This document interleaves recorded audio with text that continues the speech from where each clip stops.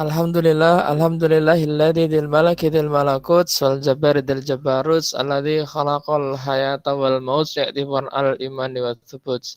Salatan wa salaman daimani mutalazimaini talazimal malaikati bil malakut wan nasi bin nasut wal bahim bil bahamut alladzi wal imani tsubut. Asyhadu an la ilaha illallah asyhadu anna muhammadan abduhu wa rasuluh. Allahumma shalli ala Muhammad wa ala alihi wa sahbihi ajmain amma ba'du. Alhamdulillah dengan izin Allah kita dipertemukan pada malam hari ini. Teman-teman sehat semuanya?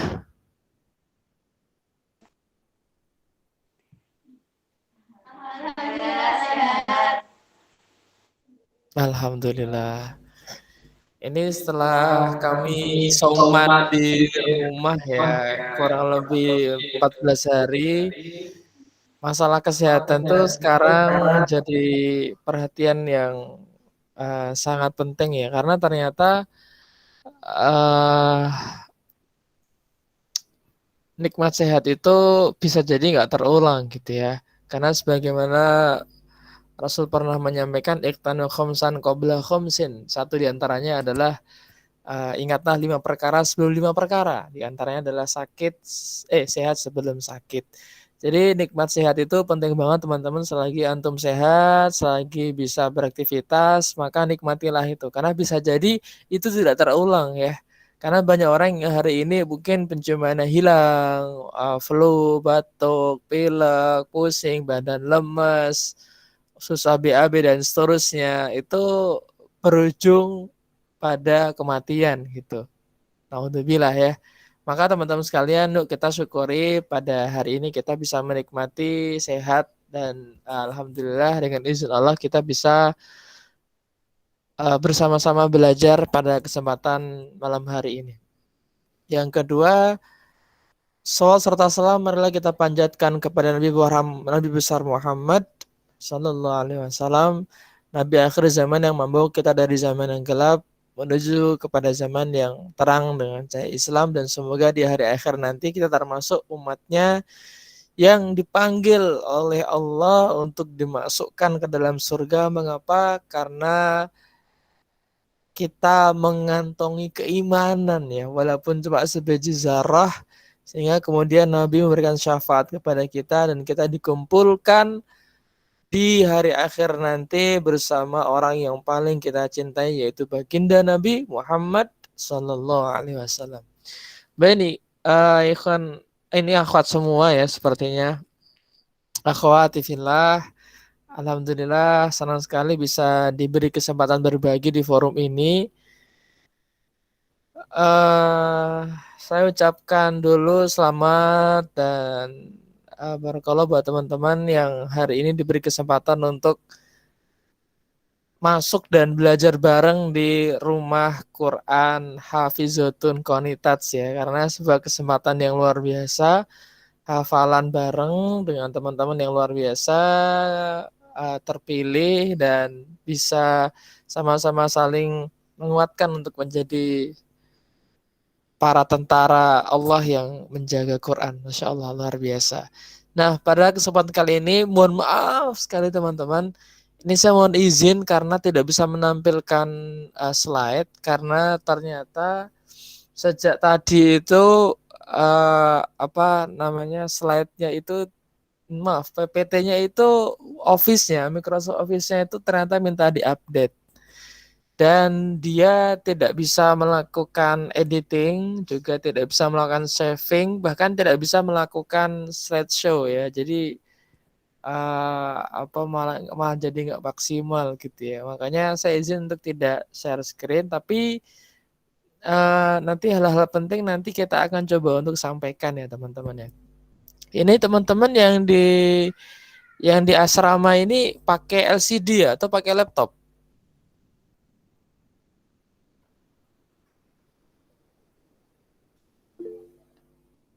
Dua device, oke ya. Berarti kan secara visual tidak perlu ditampilkan ya. Nanti kalau dibutuhkan nanti saya coba edit dengan aplikasi lain gitu.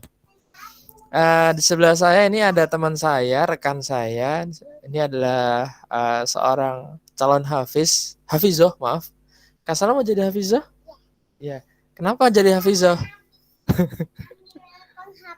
Oh iya, menghapusnya gimana? Oh ya, sebentar ya Kak, salah ya, sedang belajar. Oke, ini calon hafizah teman-teman. Kenapa pengen jadi hafizah? Aduh, Masya Allah. Kak salah, kenapa pengen jadi hafizah? Soalnya aku udah SD. Soalnya aku udah SD. Emang kalau jadi hafizah, kenapa? Soalnya jadian ayah tuh ayah yang suka sih. Ayah yang suka. Katanya mau ngasih mahkota di ini ya, di kepala ayah sama bunda ya. Iya, tapi belum ada. Oh iya, belum ada. Jadi. Tapi Kak Salah mau. Ya, oke, baik. Ini adalah calon anggota rumah Quran berikutnya sepertinya. Kalau ambil penghapus dong. Ya, coba sini. Coba di bawah dulu. Jadi teman-teman sekalian,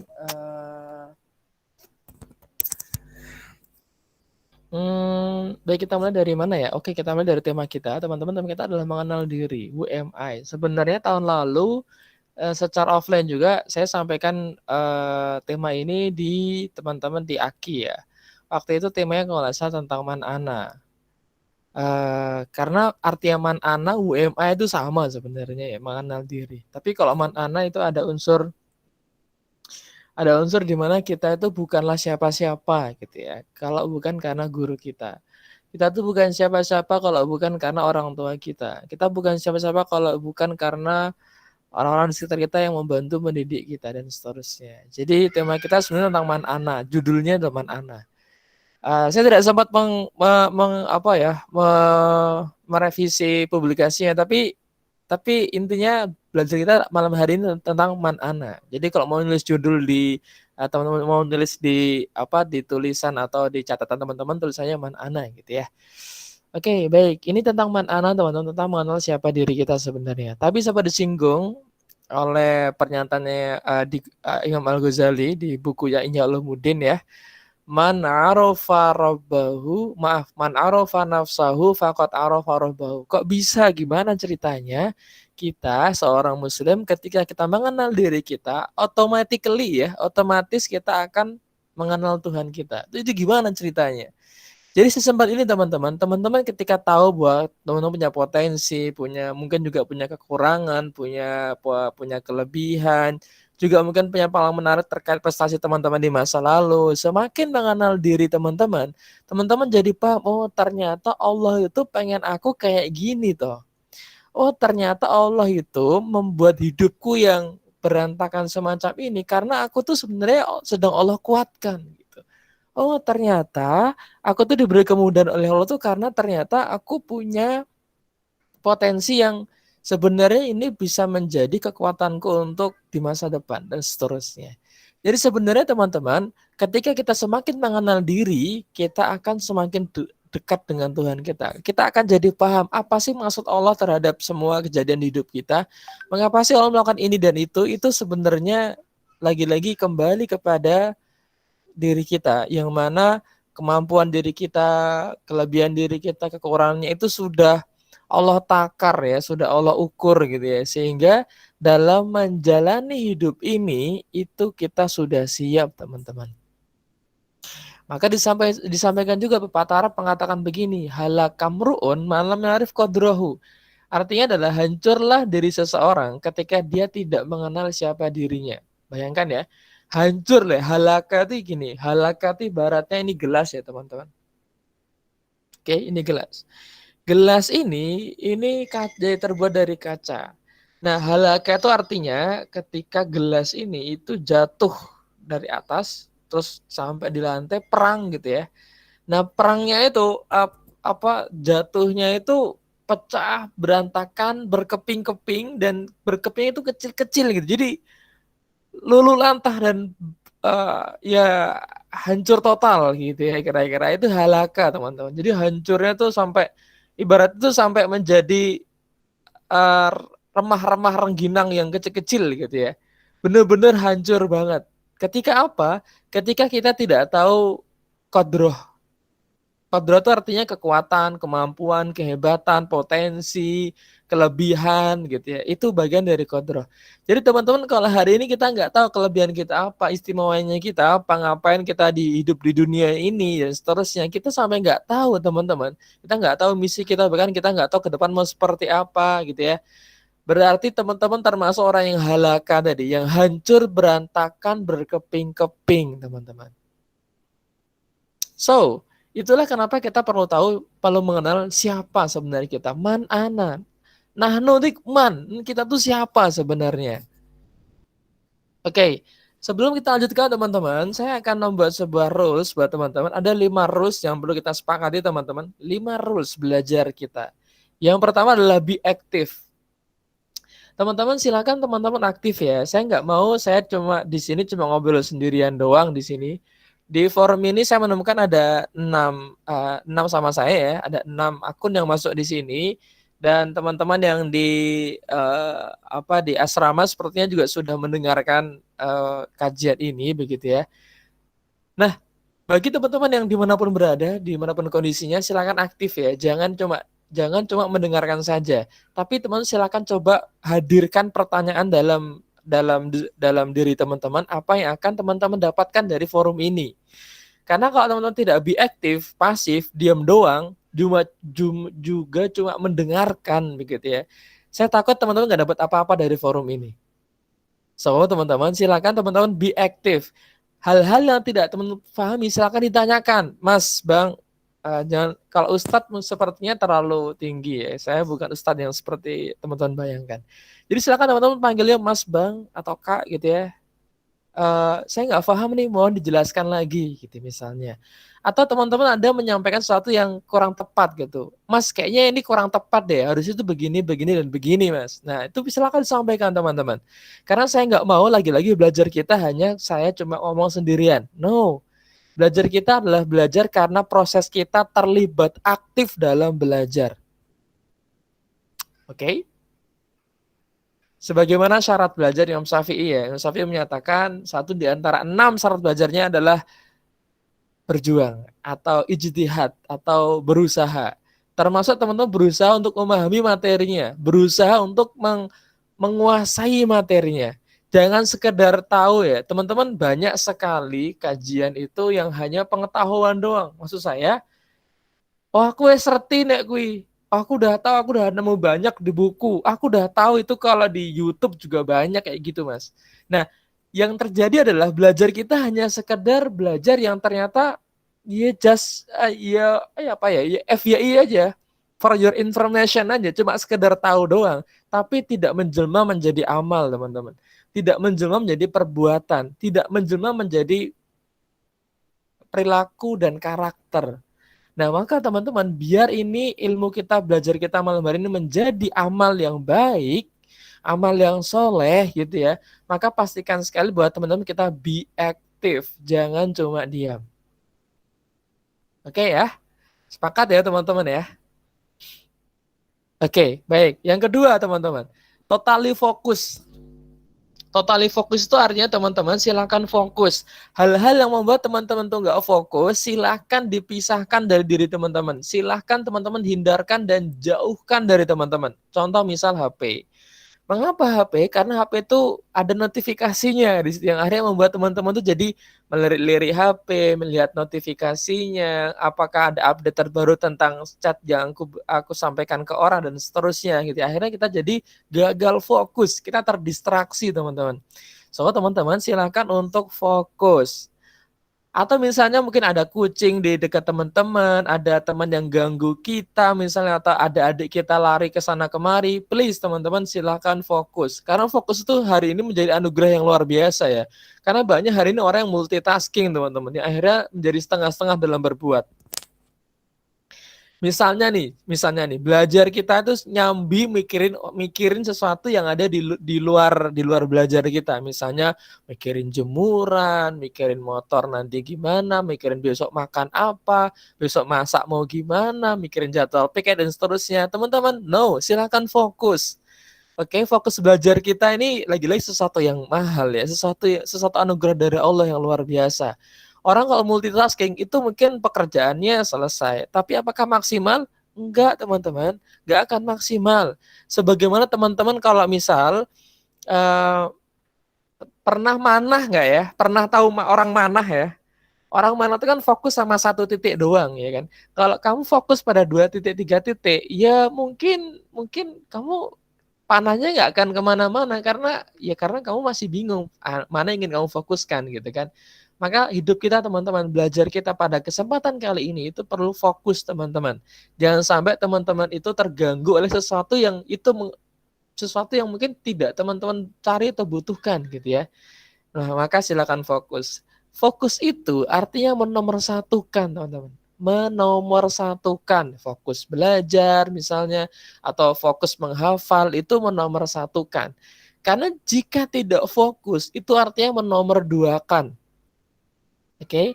Tidak fokus artinya menomorduakan dan saya, teman-teman, tidak mau dinomorduakan. Saya tidak mau jadi nomor 2 dalam belajar ini. Saya mau kita semua di sini itu menomorsatukan belajar, teman-teman. Karena kalau kamu menomorduakan menghafal, menomorduakan belajar, kamu nggak akan belajar dengan baik. Yakinlah, teman-teman. Kan ada ya, mohon maaf nih ya, kan ada tipe orang yang belajar menghafal tapi nyambi pacaran misalnya. Atau nyambi ngedrakor misalnya. Atau nyambi ngegame misalnya. Nyambi loh men. Itu kan nggak fokus ya. Multitasking sih oke ya, tapi ini jadi kacau gitu urusannya. Maka teman-teman silahkan kita fokus, oke? Fokus dalam belajar kita pada kesempatan minimal malam inilah ya. Berikutnya teman-teman bisa fokus untuk hal yang lain, misal belajarnya, hafalan dan seterusnya. Itu bisa teman-teman kembangkan berikutnya. Tapi paling enggak malam ini silakan fokus dalam belajar kita. Jadi bagi teman-teman yang belum bisa fokus, yuk kita mulai fokus. Siapkan mejanya, kalau perlu cemilan di depannya sudah disiapkan, minumannya juga disiapkan. Nanti kalau sewaktu teman-teman kecapean, kelelahan bisa langsung diminum. Oke ya? Sampai sini dibungkus ya teman-teman ya. Oke, jempolnya boleh jempolnya? Oke, kelihatan di kamera. Oke, thank you. Baik teman-teman. Berikutnya yang ketiga adalah willing to try. Willing to try. Ada yang tahu artinya nggak willing to try itu artinya apa ya? Willing to try. Willing. Tulisannya begini nih. Willing to try.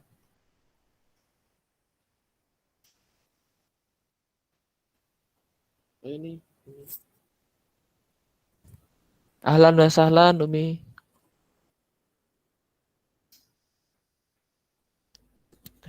Gak salah, ada yang Umi gak salah.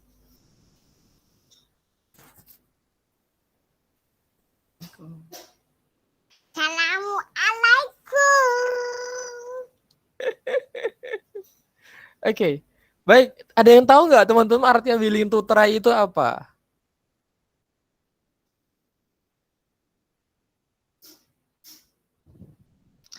Tadi sudah kita sampaikan ya teman-teman ya, katanya be active ya kan. Be active itu artinya teman-teman juga termasuk merespon ya. Boleh di kolom chat nggak apa-apa jika itu menyulitkan teman-teman untuk berbicara di open mic ya. Silakan apa artinya willing to try?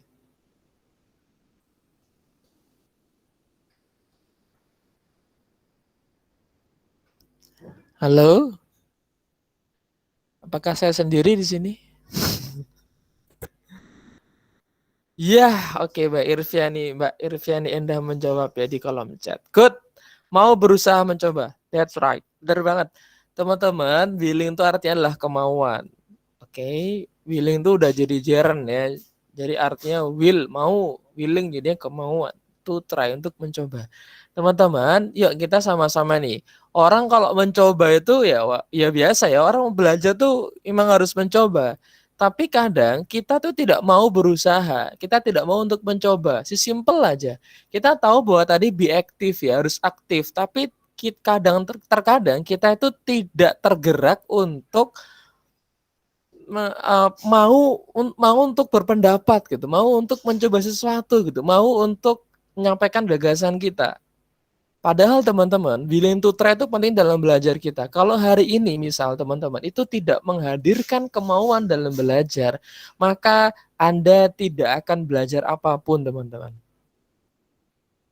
Kok bisa? Ya karena kamu nggak mencoba sesuatu, kamu tidak mencoba untuk mengubah sesuatu yang itu adalah tujuan belajar kita. Jadi kalau misal teman-teman ingin mengembangkan diri, ingin mengenal diri, tanpa teman-teman menghadirkan kemauan, menghadirkan antusias dalam belajar, kamu tidak akan belajar apa-apa. Daripada nanti kita capek-capek teman-teman dengerin saya di sini, gak dapat apa-apa, mending dari sekarang teman-teman hadirkan kemauan itu. Hadirkan kemauan untuk mengubah diri teman-teman. Ingat ya, belajar kita ini bukan dalam rangka untuk mengubah orang lain, untuk ngajarin orang lain, bukan. Atau dalam rangka untuk mengoreksi orang lain, bukan teman-teman. Belajar kita pada malam hari ini, itu fokusnya adalah untuk mengubah diri kita sendiri. Bukan dalam rangka untuk mengubah orang lain. Jadi jangan berharap setelah ini teman-teman bisa mengubah orang lain. No, karena yang kita ubah adalah diri kita sendiri teman-teman. Maka teman-teman perlu menghadirkan kemauan dalam belajar. Perlu menghadirkan kemauan dalam untuk terus mencoba gitu ya. So teman-teman sekalian, bagi yang hari ini belum punya kemauan dalam belajar, belum punya motivasi, belum ada antusias untuk belajar, yuk kita sama-sama nih ya, sama-sama menguatkan diri kita biar kita tuh, ayo aku harus menguasai materi ini, aku harus berubah dari materi yang disampaikan oleh Mas Jihad, aku harus mendapatkan sesuatu yang itu luar biasa, yang itu spesial, yang itu hebat dari malam hari ini. Gitu teman-teman ya, jangan sampai materi kita sia-sia gitu ya. Waktu kita nanti sampai jam 10 bukan begitu? Oh enggak. Ya, jadi kita maksimalkan karena waktu kita nggak lama teman-teman. Makanya kita perlu menghadirkan kemauan untuk mencoba. Kan begini teman-teman ya. Mampu dan mau itu berbeda ya. Mampu dan mau itu berbeda. Banyak orang mampu bisa menghafal, bisa punya skill untuk mendesain misalnya, juga punya kemampuan hebat untuk memasak dan seterusnya. Itu orang mampu udah banyak banget. Tapi berapa banyak orang yang mampu tapi nggak mau. Dia udah jago masak tapi dia nggak mau masak. Dia jago banget menghafal tapi dia nggak mau menghafal. Dia jago banget untuk melakukan tugas tertentu tapi dia tidak mau melakukannya. Nah ini yang yang mengganjal kita dalam belajar. Mengapa kita nggak bisa maksimal belajar? Karena kita nggak mau melakukannya teman-teman. So teman-teman yuk kita pelan-pelan kita menghadirkan kemauan untuk mengubah diri kita perlahan-lahan. Oke, karena hidup kita ini harus belajar teman-teman. Bahkan ya perubahan adalah hasil akhir dari belajar kita. Kalau kita nggak ada perubahan selama belajar, berarti Anda tidak benar-benar belajar pada kesempatan kali ini. Kalau hidup teman-teman itu masih sama seperti sebelum belajar kita pada malam hari ini, berarti Anda tidak learning sesuatu. Anda tidak learning something.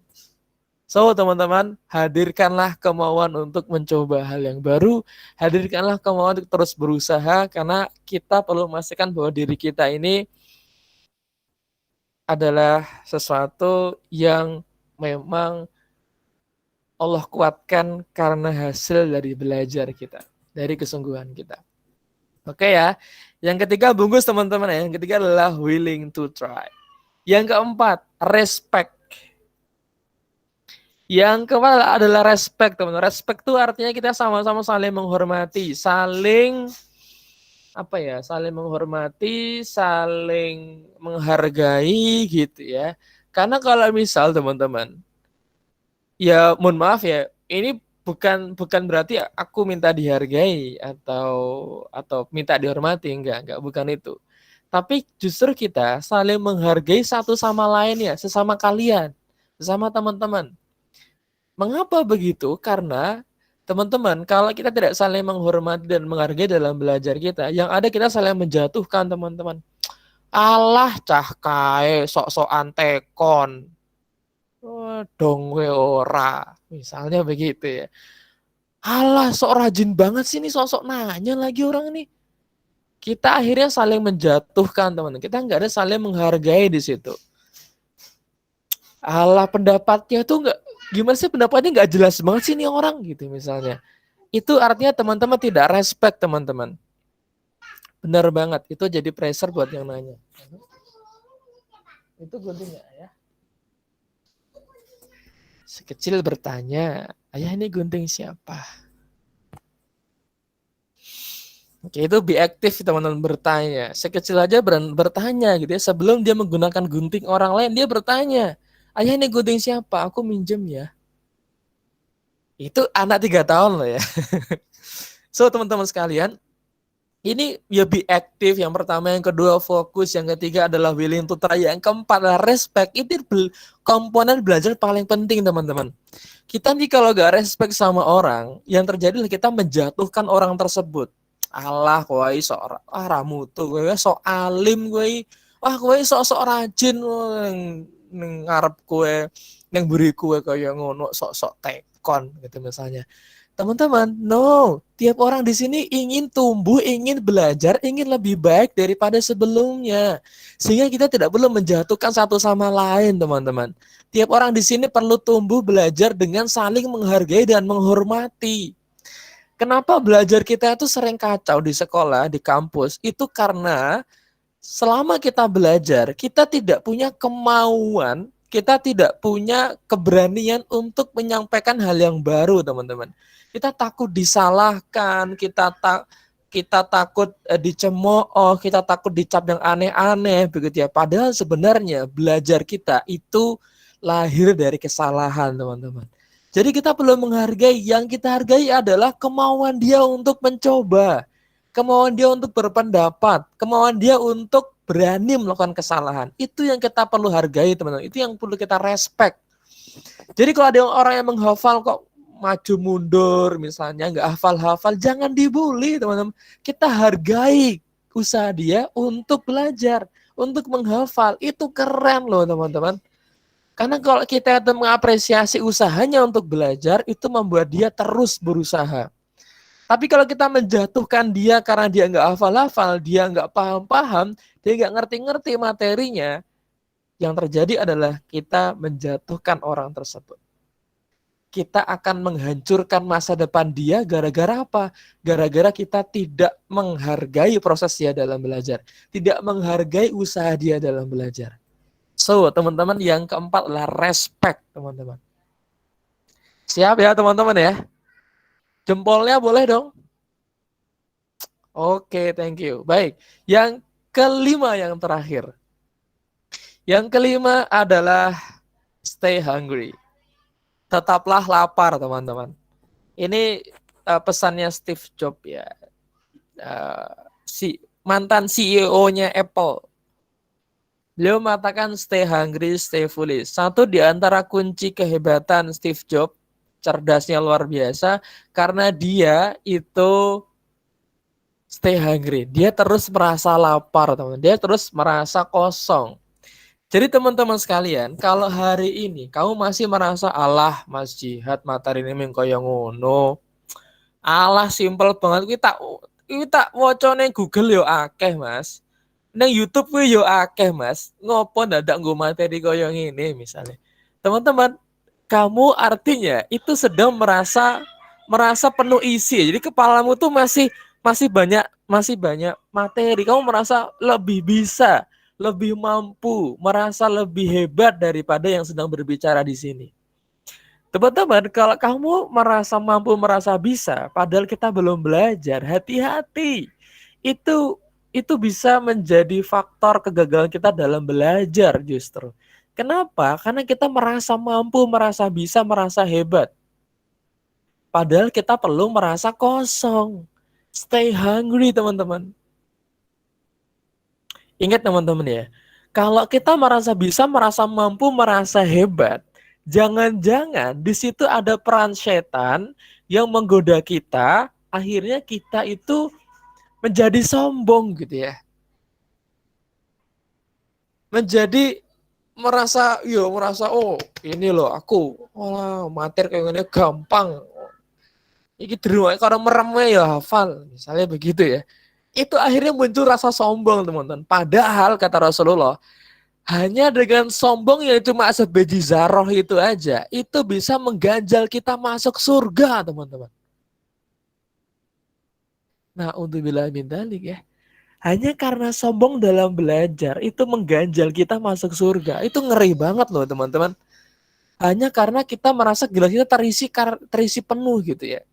So, teman-teman sekalian, yuk kita perlu mengosongkan gelas kita. Stay hungry, teman-teman. Ingat ya, teman-teman ya. Kenapa? Kan begini ya, setan itu kan alumni surga, teman-teman ya.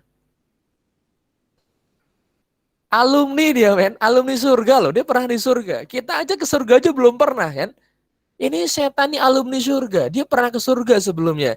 Tapi tahu nggak kenapa? Kenapa setan jadi alumni surga?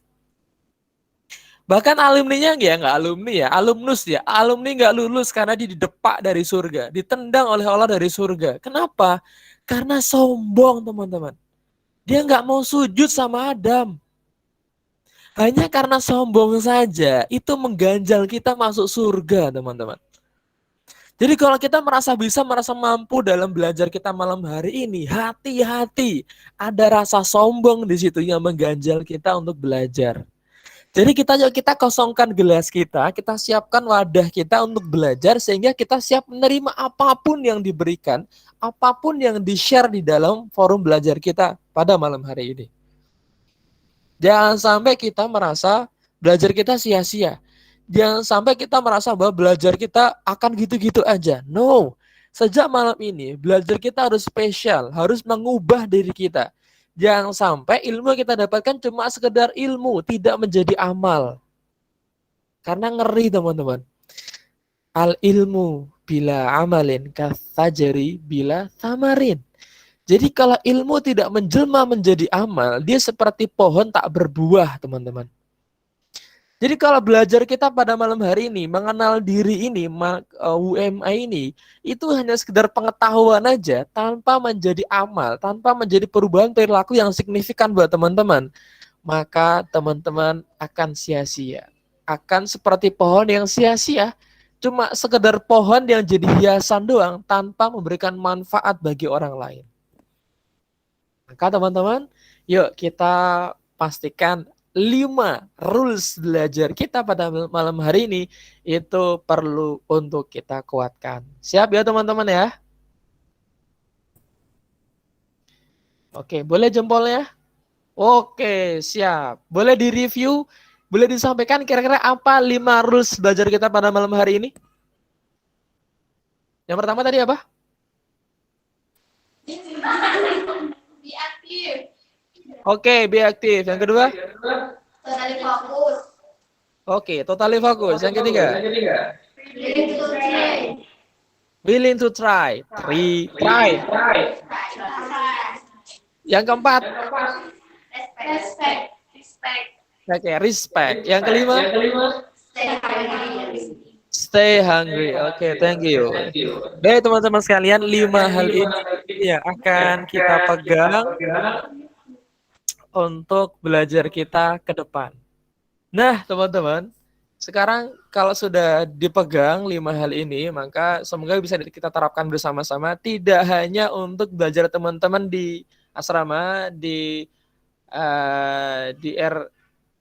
RQ Haki ataupun di kampus ya, tapi juga bisa teman terapkan dalam kehidupan sehari-hari dalam belajar. Kalau belajar itu harus 5 ini harus dipegang. Biar apa? Biar belajar kita maksimal. Oke, baik. Berikutnya teman-teman, kita akan membahas tentang sebuah kurva ya. Tapi saya nggak bisa share di sini. Duh, gimana cara nge-share-nya ya? Ini nggak bisa di-share. Sebentar. Teman-teman, ada 5 kondisi ya. Maaf, ada 4 kondisi. Maaf, ada 5 kondisi. Ketika kita di masa pandemi semacam ini, ada 5 kondisi yang itu sedang kita hadapi. Sebentar, saya sambil cek ya. Ini Google-nya bisa nggak ya? Search Google aja deh. Kalau gitu. Bentar.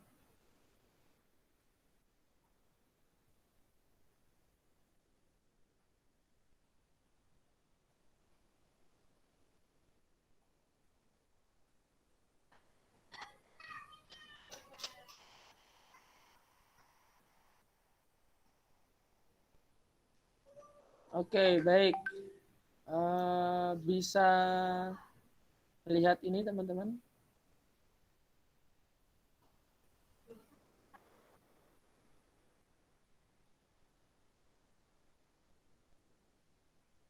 Bisa kelihatan nggak ya?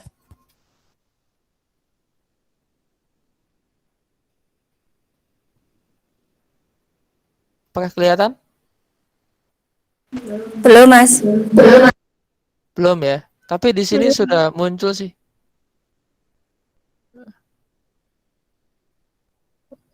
Belum ya. Sudah kelihatan belum? Belum. Belum juga. Kenapa ya?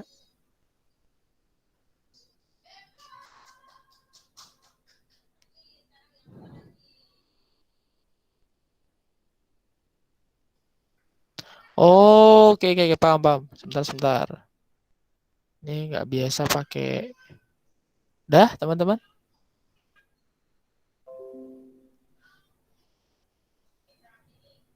Kelihatan? Apa kelihatan? Sudah, Mas. Yang kelihatan apa?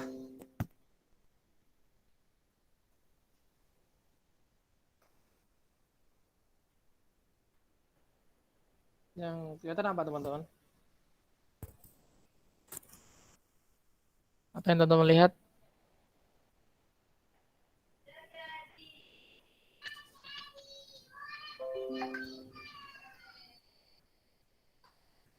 Halo?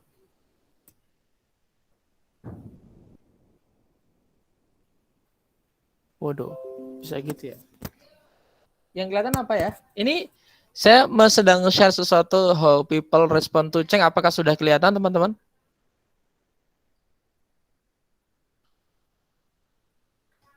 Sudah kelihatan? How people respond to change? Halo? Cek, cek. Oh, terlihat. Sudah ya.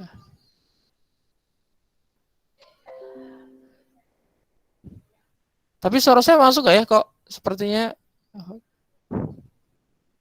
Nanti kalau nggak masuk suaranya, sampaikan ya teman-teman ya. Saya nggak bisa lihat di kolom chat soalnya. Oke, baik teman-teman, kita akan mulai dari sini ya. How people respond to change. Teman-teman, kita perlu mengenal diri kita, kondisi kita hari ini ya, dengan melihat beberapa hal di sebelah sini. Teman-teman di sini, teman-teman bisa melihat ya bahwa apa yang kita lihat hari ini, apa yang kita dapatkan hari ini itu adalah sesuatu hasil dari belajar kita di masa lalu. Teman-teman tahu bahwa beberapa waktu lalu, sejak tahun lalu ya, sejak tahun 2020 bulan Maret, kita mengalami yang namanya pandemi COVID-19. Benar ya? Nah, di pandemi itu teman-teman, nah di pandemi itu teman-teman, kita ada 5 tahap perubahan dalam diri kita teman-teman. Yang pertama, ketika pandemi datang, itu kita shock ya, ada shocking ya, ada sebuah sesuatu yang membuat kita jadi tersadar gitu. Wah, oh COVID, oh ada COVID toh, gitu misalnya. Nah, respon pertama kita adalah denial, kita menolak teman-teman. Nah, apa sih? Nggak mungkin lah COVID itu sampai Indonesia, nggak mungkin lah COVID itu membunuh kita.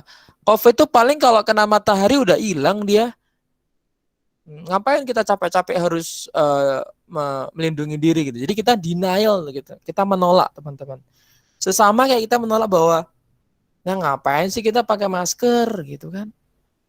Ngapain sih kita harus ngapain sih kita harus belajar online kayak gini gitu kan. Kita tuh kayak semacam menolak gitu ya.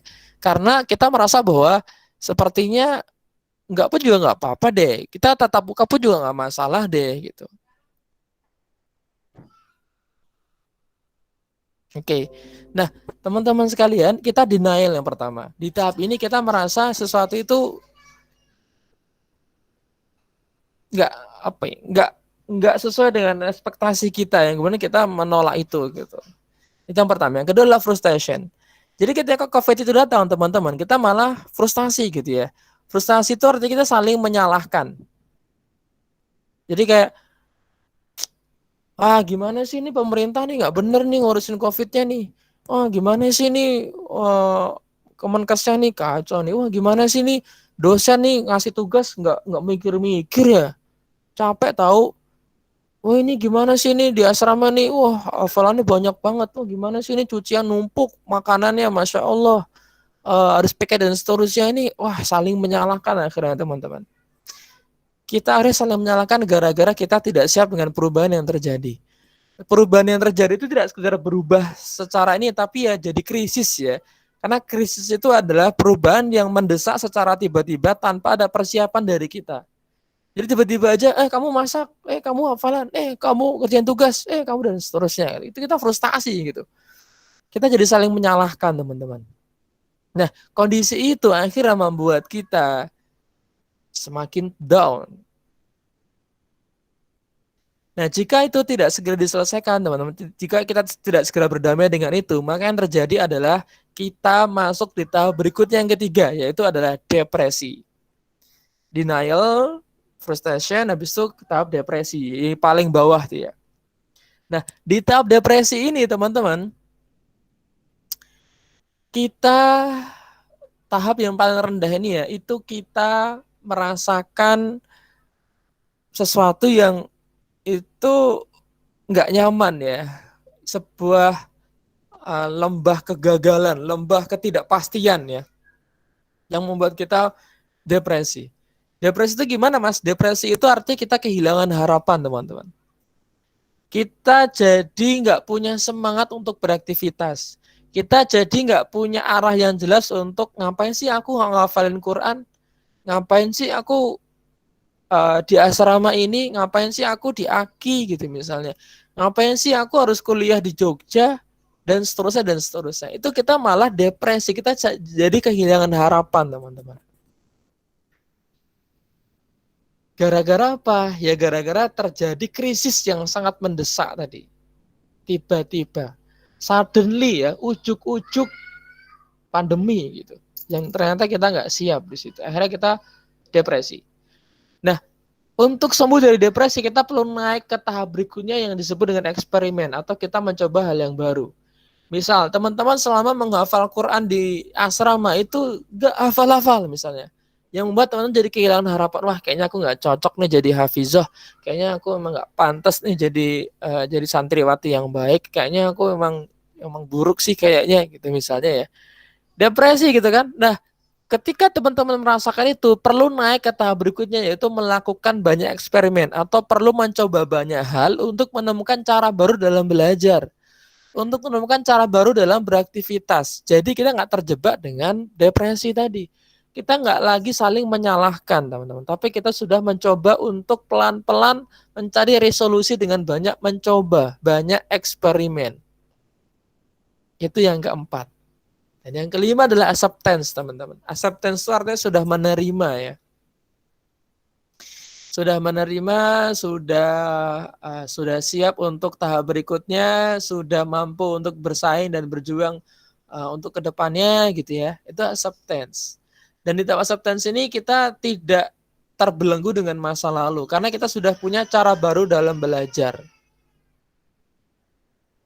Teman-teman sekalian, nah, dari 5 ini teman-teman, tahap denial, frustration, depression, eksperimen, acceptance. Saya mau ngecek, teman-teman sekarang berada di tahap yang mana ya? Boleh tuliskan di kolom chat teman-teman ya. Di antara denial, frustration, depression, eksperimen, acceptance, teman-teman di tahap yang mana? Denial kah? Frustration kah? Atau depression kah? Atau eksperimen atau acceptance? Boleh silakan di kolom chat dituliskan. Atau langsung di ini ya.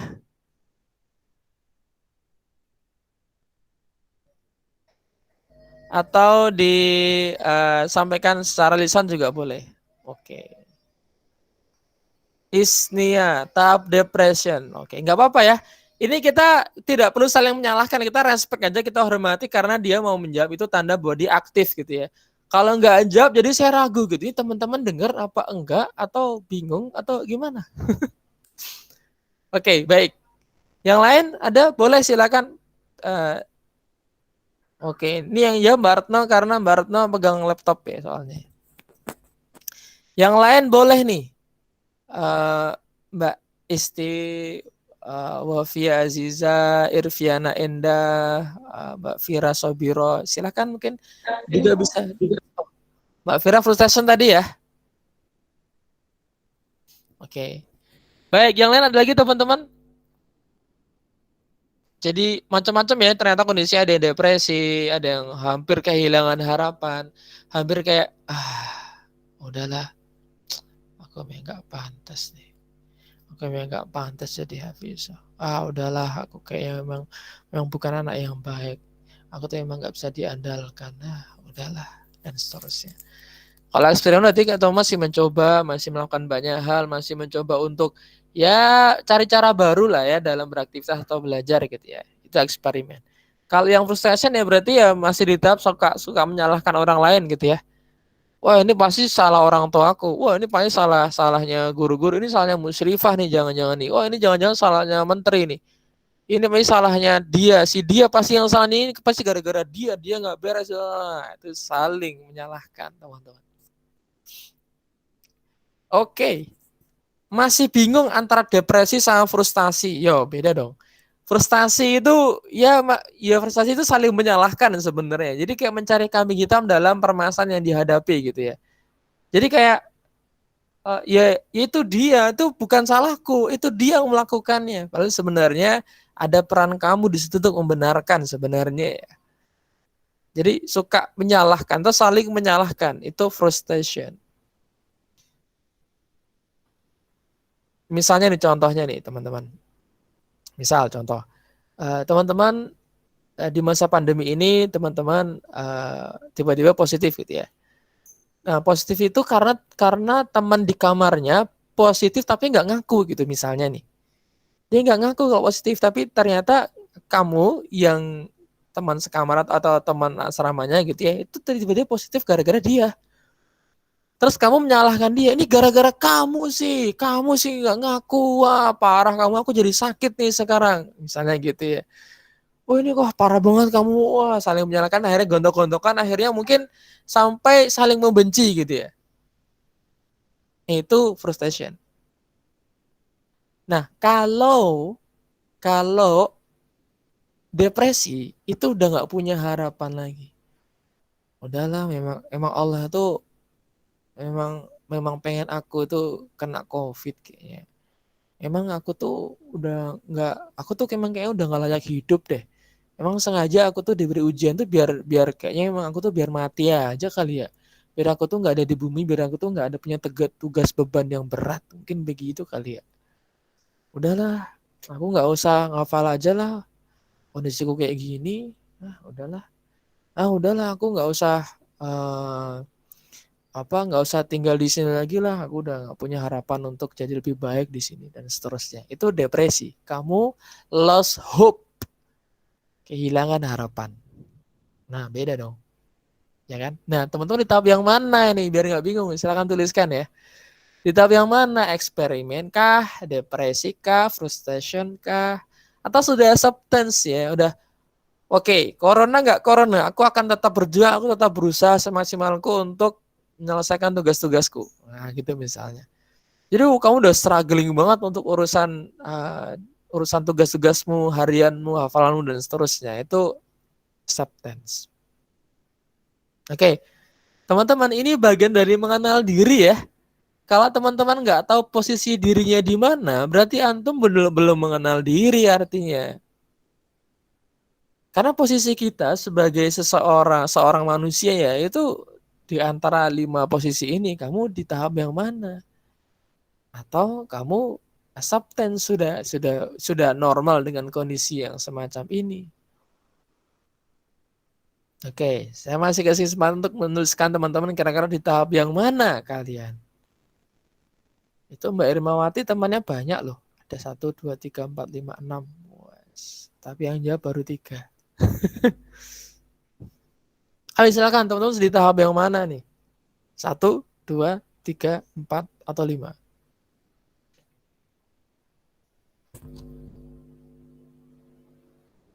Silakan.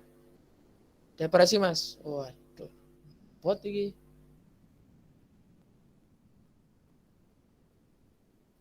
Tahap eksperimen. Sifat tahap depresi. Waduh. Kok depresi kabeh? Waduh.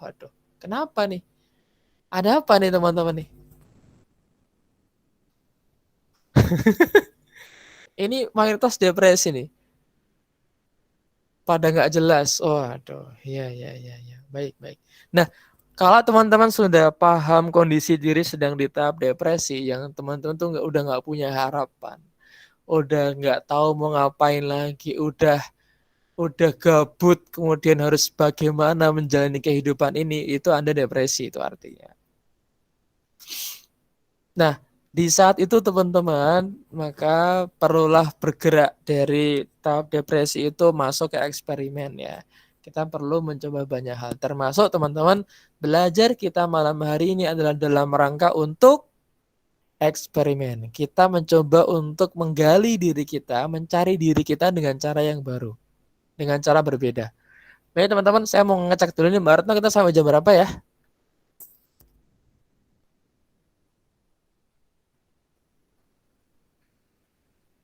Oke, baik.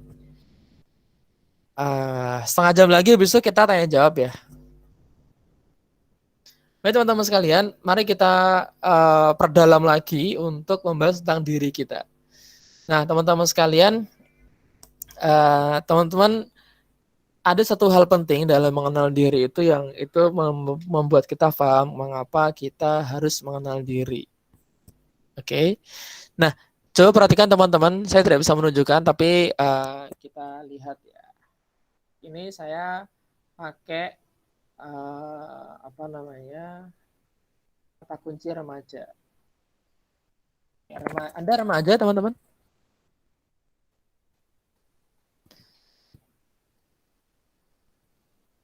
Tahu gini deh. Oke, baik sebentar. Saya akan share screen. Oke, jelas?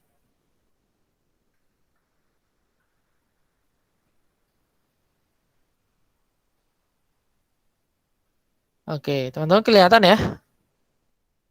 Ini saya klik teman-teman, judulnya adalah kenakalan remaja ya. Ini yang muncul. Ini tawuran, ya kan, minum, coret-coretan, terus mabuk-mabukan, ya kan. Ini ada ngedrak, ini ada pembacokan, ini ada begal, ngerokok, ini cewek ngerokok nih. Nah ini kayaknya berita kenakalan remaja hari ini. Oh, apa ini beritanya? Kayaknya nih ketangkap apa gitu ya.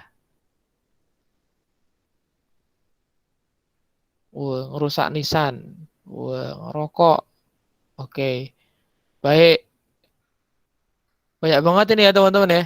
Bahkan nih kalau kita mau cek ya, kenakalan remaja itu beberapa misalnya pergaulan bebas, ya kan.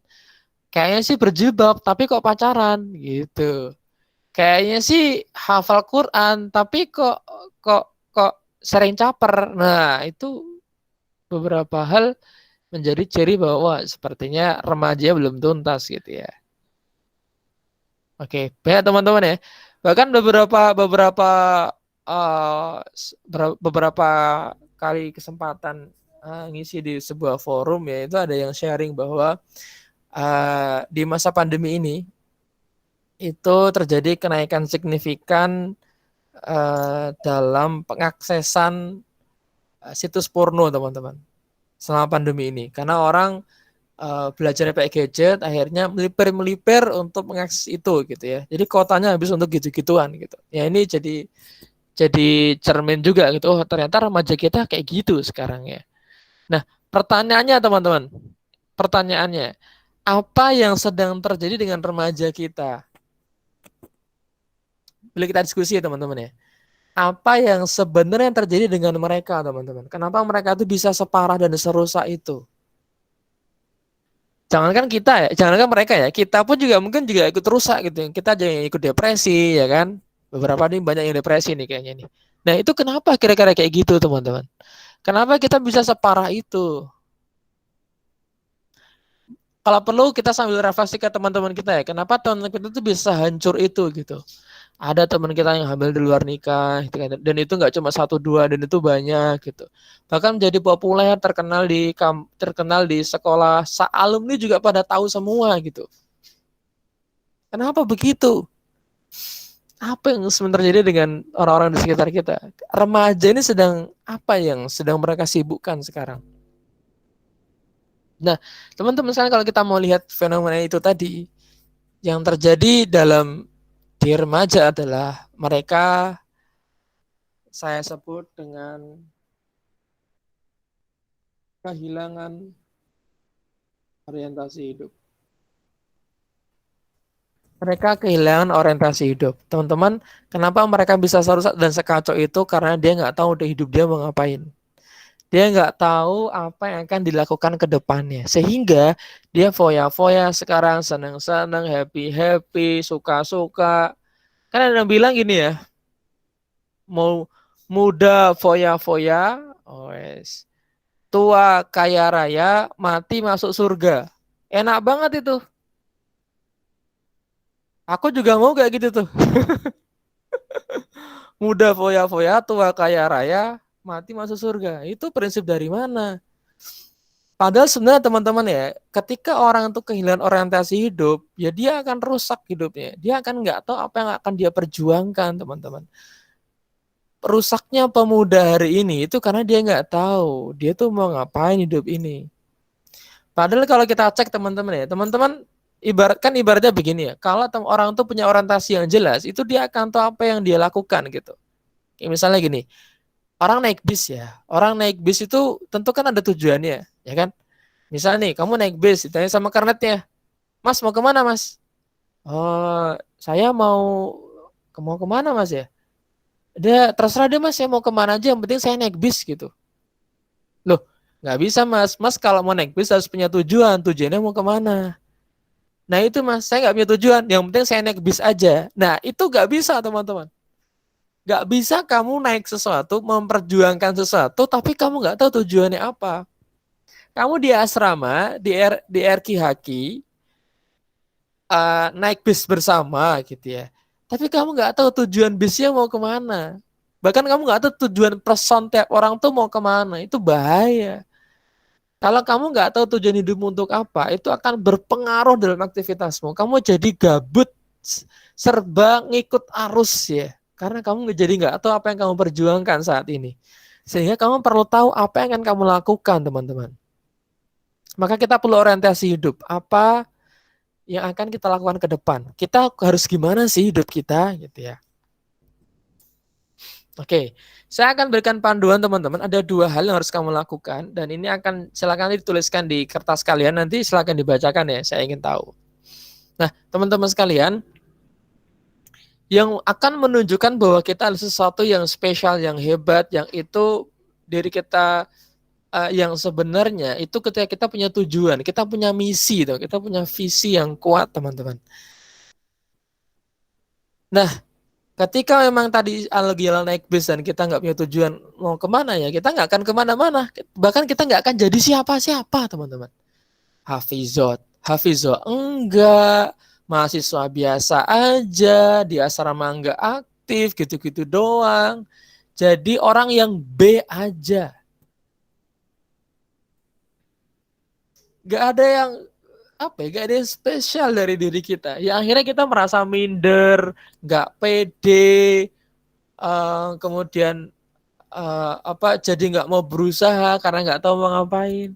Wah itu efeknya jadi panjang hanya gara-gara kita nggak tahu misi hidup kita apa. Nah teman-teman dalam Islam itu diajarkan bahwa seorang Muslim itu minimal punya dua misi kehidupan. Yang pertama namanya adalah, ini saya bisa share nggak ya? Ada slide sih, tapi slide-nya itu agak berbeda. Sebentar. Oke, baik teman-teman sekalian, ada dua. Mungkin udah pada tahu ya. Yang pertama adalah ibadullah. Ibadullah. Ada yang tahu artinya ibadullah?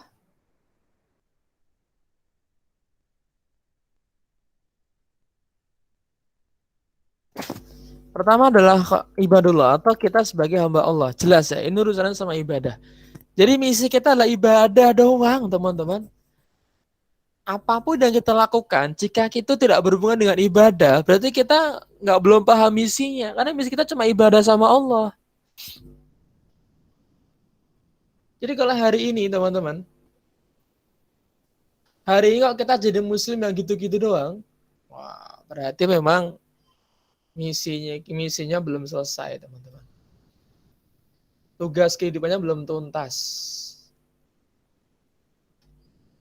Inilah teman-teman pentingnya kenapa kita sebagai seorang muslim itu harus tahu misinya apa.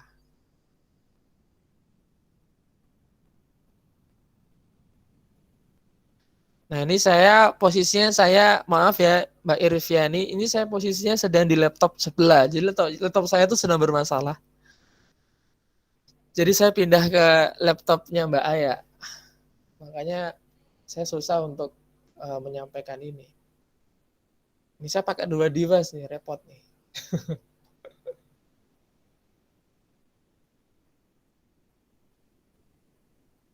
Oke. Baik teman-teman, saya coba cek ya.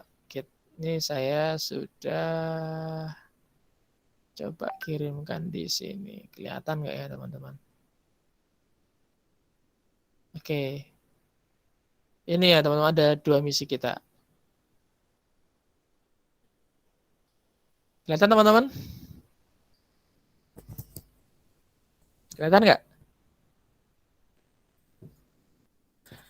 Nih, tujuan hidup seorang muslim itu ada dua. Menjadi pengabdi. Wa ma khalaqtul jinna wal insa illa liya'budun. Itu yang pertama. Yang kedua adalah sebagai khalifah fil ard. Di Al-Baqarah ayat 30. Yang di mana Allah mengirimkan kita itu sebagai seorang khalifah di muka bumi. Nah, teman-teman sekalian, tuh kita cuma dua ini doang, teman-teman. Tapi, wah ini sangat dalam ya, teman-teman ya. Jadi kalau kita nggak paham bahwa kita seorang hamba Allah, kita akan meremehkan ibadah, kita akan meremehkan menghafal, kita akan merasa bahwa aktivitas kita di masjid itu biasa aja. Padahal sebenarnya tugas kita cuma beribadah kepada Allah. Jadi kita perlu sadar, perlu paham bahwa sebenarnya teman tugas kita itu benar-benar adalah mengabdi kepada Allah. Jadi kalau misal kita hari ini masih ogah-ogahan ibadah, setengah-setengah, setengah hati, juga belum nyaman, bahkan belum nikmat merasakan ibadah, berarti Anda belum melaksanakan misi Anda sebagai seorang muslim, yaitu beribadah, mengabdi kepada Allah. Oke. Nah, teman-teman sekalian, karena ini important dan penting, jadi kita perlu pahami ya, bahwa hal-hal sesuatu yang apapun dalam hidup kita yang belum berhubungan dengan ibadah itu perlu kita dekatkan dengan ibadah agar tujuan kita terselesaikan, teman-teman. Misi hidup kita jelas adalah beribadah kepada Allah. Jadi kalau misal nih kita kepikiran untuk main game, nonton drama Korea misalnya, atau kita iseng-iseng kita ingin jalan-jalan, cuci mata ke pantai dan seterusnya gitu misalnya ya. Ingat, ada nilai ibadah nggak di situ? Kalau tidak ada nilai ibadahnya, maka sebaiknya pikirkan ulang atau jangan dilakukan terlalu sering. Dalam arti ya orang bendino, ya kan? Dalam arti itu ya hanya bagian dari selingan aja, tapi itu bukan dalam rangka menjadi tujuan kita dalam hidup. Tujuan hidup kita itu nggak jadi orang kaya loh, teman-teman. Juga tidak menjadi orang yang hebat dalam segala bidang ya. Kan ada 4 ya teman-teman ya. 4 dalam hidup yang itu sepertinya dikejar banget gitu. Pertama harta. Itu dikejar banget tuh harta tuh. Yang kedua tahta. Orang tuh berebut nyari posisi ya teman-teman ya. Bahkan sampai nyuap. Bahkan sampai jual beli jabatan. Tahta. Yang ketiga tuh wanita. Ya dalam hal ini yang mungkin laki-laki perempuan berbeda ya. Tapi itu tetap dicari. Jadi kita cari, kita memperbaiki diri hanya untuk mendapatkan lelaki yang soleh, yang hafiz gitu. Wah ini juga ada yang keliru nih berarti. Karena itu bukan tujuan hidup kita. Jadi kalau kita masih menghafal, belajar itu hanya karena harta tahta wanita tadi. Berarti Anda belum paham bahwa sebenarnya misi kita adalah mengabdi kepada Allah. Jadi kalau kita mengabdi kepada Allah itu semua jadi bonus teman-teman. Jadi tahta itu jadi bonus, harta itu jadi bonus, wanita atau laki-laki soleh dalam kita juga jadi bonus, bukan jadi sebuah tujuan.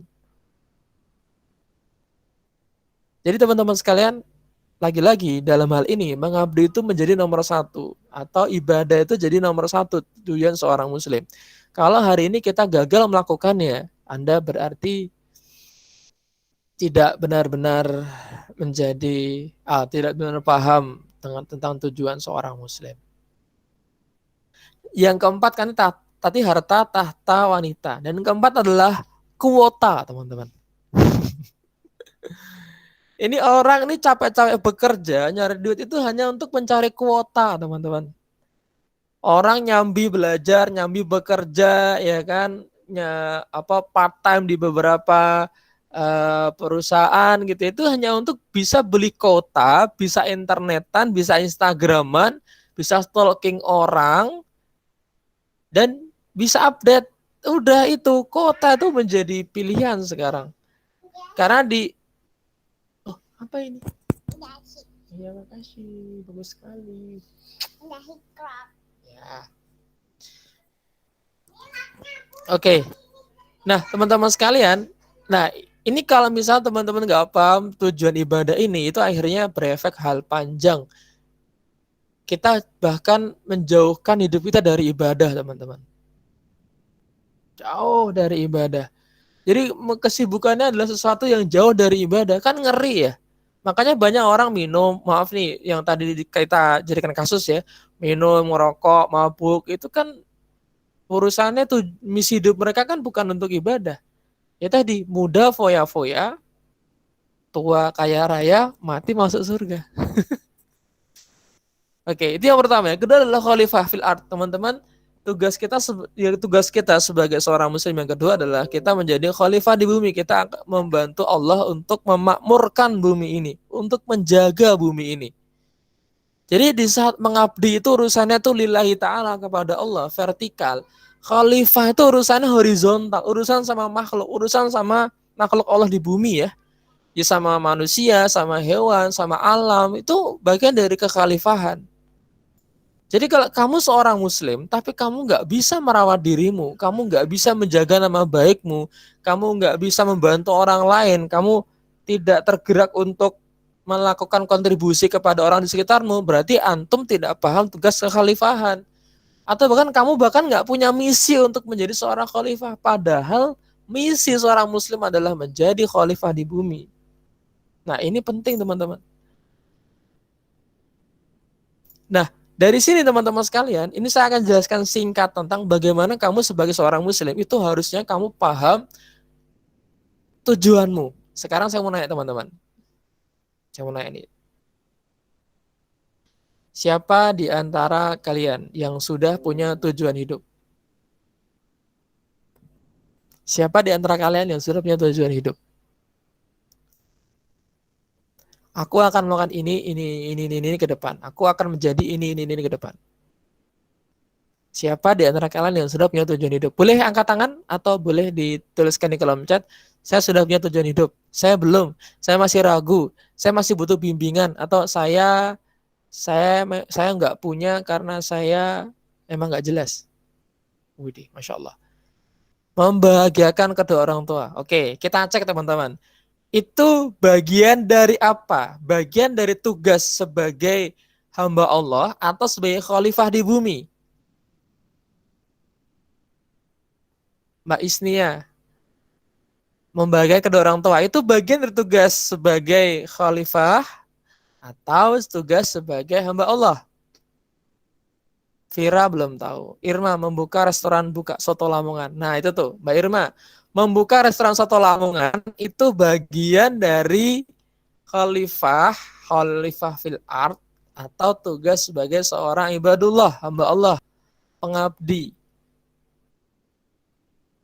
Oke, Vida, bermanfaat bagi orang lain. Bermanfaat bagi orang lain itu termasuk yang mana? Ini termasuk yang khalifah tadi ya. Bentar ya. Isti membuka butik. Oh ini. Membuka butik. Syifa jadi pengusaha sukses. Waduh, menarik ini kayaknya nih. Oke.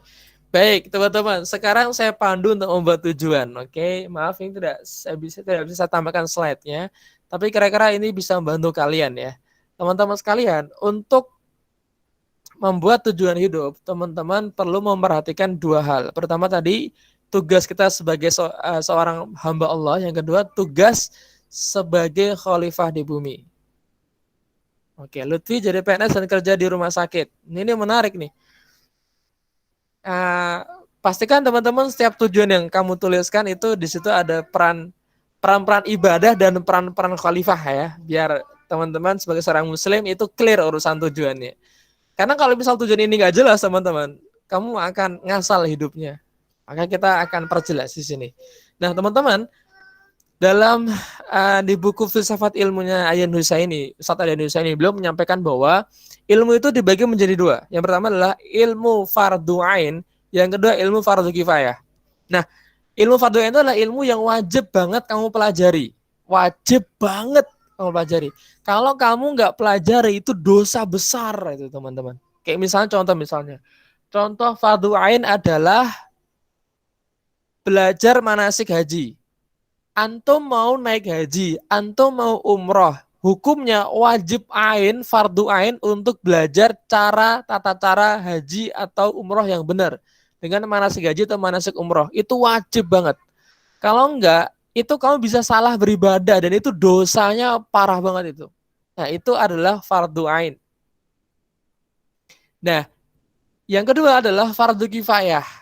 Fardu kifayah itu kalau sudah ada orang yang melakukannya gugur kewajiban kita. Kayak misalnya kayak sholat jenazah ya. Jadi kalau di kampung itu ada orang yang meninggal, kalau sudah ada yang mengurusinya, maka kewajiban orang di kampung udah gugur gitu ya. Asalkan ada orang yang mengurusinya. 1, 2, atau 3 orang. Itu sudah cukup. Yang lainnya gugur kewajibannya. Nah, teman-teman sekalian, dua hal ini itu perlu kita kaitkan dengan mimpi atau goals atau tujuan kita atau visi misi kita ke depan. Yang pertama adalah fardhu ain, yaitu tentang ibadah. Jadi kita itu harus mencantumkan nilai ibadah dalam misi kita. Kalau misalnya ingin jadi pengusaha sukses, ada nilai ibadahnya nggak tuh? Jadi PNS atau kerja di rumah sakit, ada nilai ibadahnya nggak di situ? Kalau belum ada nilai ibadahnya, itu perlu kita cari sebagai misi kita sebagai seorang muslim. Contoh misalnya, ingin jadi pengusaha sukses yang misalnya ya, itu masih luas banget sih. Misalnya jadi pengusaha potong ayam di Klaten misalnya ya, dengan omset bulanan 2 miliar. Dan melakukan dan bersedekah 2,5 dari pendapatan. Jadi kira-kira kalau dengar jadi 1 miliar disedekahkan untuk umat muslim gitu misalnya. Jadi ada nilai ibadahnya di situ gitu. Jadi tujuanmu adalah jadi orang kaya karena kamu ingin bersedekah sebanyak itu. Nah, itu jadi ada nilai ibadahnya di situ, teman-teman. Jadi nggak sekedar punya gambar jadi orang kaya ya kan. Lagi-lagi kan kita nyari 4 tadi kan. Nyari 4 doang. Harta, tahta, wanita, dan kuota. 4 doang dicari. Nilai ibadahnya nggak ada, teman-teman. Jadi kita perlu pastikan, antum sebagai seorang muslim, pastikan bahwa ada nilai ibadah di setiap misi atau visi kita. Oke, itu yang pertama. Yang kedua, fardhu kifayah, itu adalah sesuatu yang perlu kita ambil sebagai profesi kita. Jadi misal begini, antum kalau mau milih cita-cita, mau memilih impian, mau milih goals, life goals, itu pilihlah berdasarkan fardu kifayahnya, berdasarkan tugas kekhalifahan kita. Contohnya caranya begini. Teman-teman coba cek di sekitar antum ya, di sekitar rumah, di rumahmu di kampung atau orang-orang di sekitarmu, pertemananmu gitu ya. Apa masalah mereka? Contohnya misalnya di kampung teman-teman itu ada orang miskin dan itu banyak orang miskin di kampung teman-teman. Jadi karena di kampung tuh ada banyak orang miskin, maka harus ada di kampung tersebut yang belajar masalah ekonomi untuk mengentaskan kemiskinan di situ. Kalau nggak ada orang yang belajar tentang ekonomi untuk menentaskan kemiskinan di situ, maka dosanya satu kampung, teman-teman. Dosanya satu kampung. Kalau di tempatmu itu banyak orang sakit dan nggak ada tenaga kesehatan di situ, dan nggak ada orang yang mau belajar tentang kesehatan di daerah teman-teman, maka itu terdampak, dosanya akan rata untuk semua kampung itu. Jadi harus ada orang yang belajar kedokteran, belajar kesehatan untuk membantu masalah tersebut. Nah, itulah kemudian menjadi tugas kita sebagai seorang khalifah, yaitu kita perlu mengambil peran-peran kekhalifahan karena kebutuhan di sekitar kita. Pertanyaannya teman-teman, membuka restoran soto Lamongan, itu yang butuh siapa? Yang butuh siapa? Kamu atau orang lain? Membuka butik, itu yang butuh siapa? Butik itu yang butuh siapa? Kamu atau adikmu? Atau ibumu? Nah itu siapa yang butuh? Jadi pengusaha sukses, itu masih luas ya. Itu siapa yang butuh pengusaha sukses? Karena masalah sekitar kita hari ini itu masalah kompleks banget ya. Nggak cuma kemiskinan teman-teman. Nggak cuma, ya miskin tuh banyak ya. Yang miskin harta, ya miskin mental, miskin keterampilan, miskin pengetahuan. Itu banyak masalah itu ya. Nah teman-teman dari yang sudah antum cantumkan itu menjawab tantangan apa? Atau menjawab fardu kifayah apa? Atau mengambil peran kekhalifahan sebagai apa? Nah, itu perlu dijawab. Apalagi yang PNS ya. Kamu PNS menjawab kebutuhan apa, teman-teman? Apa karena ini mencari aman saja? Wah, aku ben uripku aman, ayam tentrem, aku jadi PNS wae. Terjamin hidupku sampai pensiun, aku dapat gaji gitu. Ya oke sih, tapi kalau kamu nggak punya misi ibadah yang jelas, kalau kamu juga punya misi khalifah yang jelas juga, kamu akan kehilangan identitas, teman-teman. Yang terjadi, kamu hidupmu akan ngalir aja. Misal jadi PNS, aku menjadi PNS, akhirnya persiapan PNS, ya ternyata nggak lolos, artinya stres, tertekan, gara-gara nggak lolos gitu. Nah, akhirnya nunggu setahun, 2 tahun, 3 tahun, sampai nunggu bertahun-tahun, tapi ternyata bukan PNS juga nggak ada gitu kan. Stres akhirnya. Depresi teman-teman setelah itu. Kehilangan harapan gara-gara gantungan kita salah. Tujuan kita keliru. Bukan kepada Allah dan bukan membantu orang lain atau memberikan dampak positif bagi orang lain gitu. Oke, sampai sini teman-teman. Jadi kalau kamu ingin membuat tujuan, membuat goals dalam hidupmu, maka panduannya 2 tadi. Pertama, harus ada nilai ibadah di situ, ibadah kepada Allah. Yang kedua, itu harus menyelesaikan masalah problem di sekitarmu. Jangan sampai kamu jadi dokter. Karena jadi dokter ya, tapi nggak ada yang membutuhkan kamu, teman-teman. Misalnya kamu buka butik gitu ya, tapi ternyata di sekitarmu nggak ada yang butuh baju. Di sekitarmu justru butuh makanan. Karena pandemi ini orang butuh makanan sehat gitu. Nah ini contoh nih, contoh ya. Nah dari sini teman-teman sekalian, saya akan saya akan cukupkan materi di sini. Silakan teman-teman sekalian sambil ada diskusi tanya jawab, silakan teman tuliskan mimpi goals teman-teman sesuai dengan 2 panduan tadi. Pertama adalah ada nilai ibadahnya, yang kedua ada nilai kekhalifahannya. Silakan tuliskan di kertas teman-teman, nanti di akhir sesi saya minta untuk di-share, disampaikan. Oke. Begitu ya teman-teman ya. Oh ya, karena ini di RQHQ ya, di Rumah Quran ya. Tentu antum akan menyampaikan atau mencantumkan Quran dalam misi teman-teman. Nah, Quran itu akan dijadikan apa dalam diri teman-teman? Hanya dihafal doang? Hanya sekedar ingin numpang hidup di situ? Atau hanya sekedar ingin cari teman di situ? Nah, ini juga bagian dari tujuan ya. Maka sangat teman-teman cantumkan tujuan teman-teman.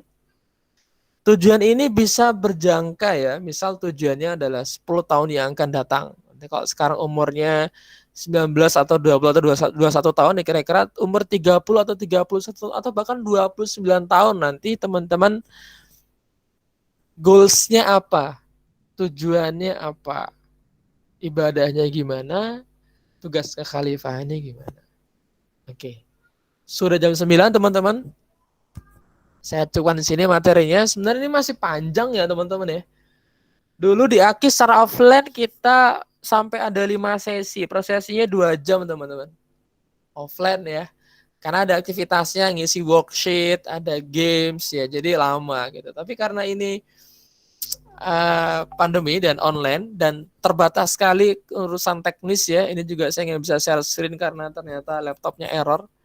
Jadi mohon maaf atas semua keterbatasan ini, maka kita nggak bisa menyalahkan laptopnya, tidak bisa menyalahkan kondisi kondisi ini, kita hanya bisa menikmati kondisinya saja. Jadi biar kita acceptance ya, biar kita nggak denial, kita nggak depresi, juga kita nggak frustasi, maka kita nikmati prosesnya, kita coba cara baru, jangan sampai kita stres dan tertekan, sehingga kita acceptance, kita menerima kondisi ini dengan baik. Baik, terima kasih untuk kesempatan waktunya teman-teman. Saya akan kembalikan ke Mbak Retno untuk sesi tanya jawab sambil saya menunggu teman-teman hasil nulis visi misinya. Monggo, silakan Mbak Retno.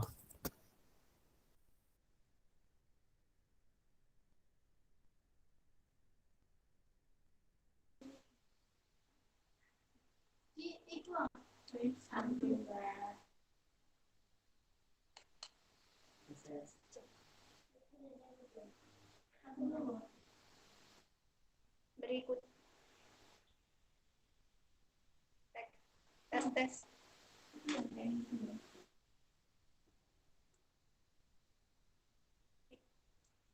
Berikutnya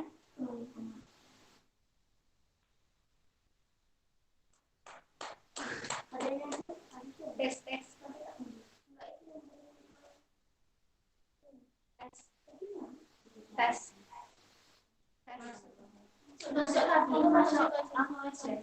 Suaranya masuk kok, suaranya masuk.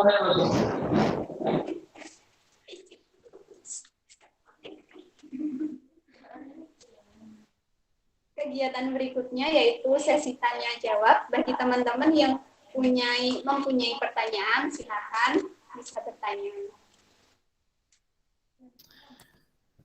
Harus bertanya teman-teman ya. Karena tadi be aktif katanya. Kita udah sepakat ya. Harus aktif. Kalau antum tidak bertanya, berarti Anda tidak aktif. Anda diem doang. Anda pasif. Jahat emang. Tapi ya gimana, belajar kita harus aktif ya. Jadi silakan bertanya. Karena bertanya adalah indikator belajar teman-teman. Silakan.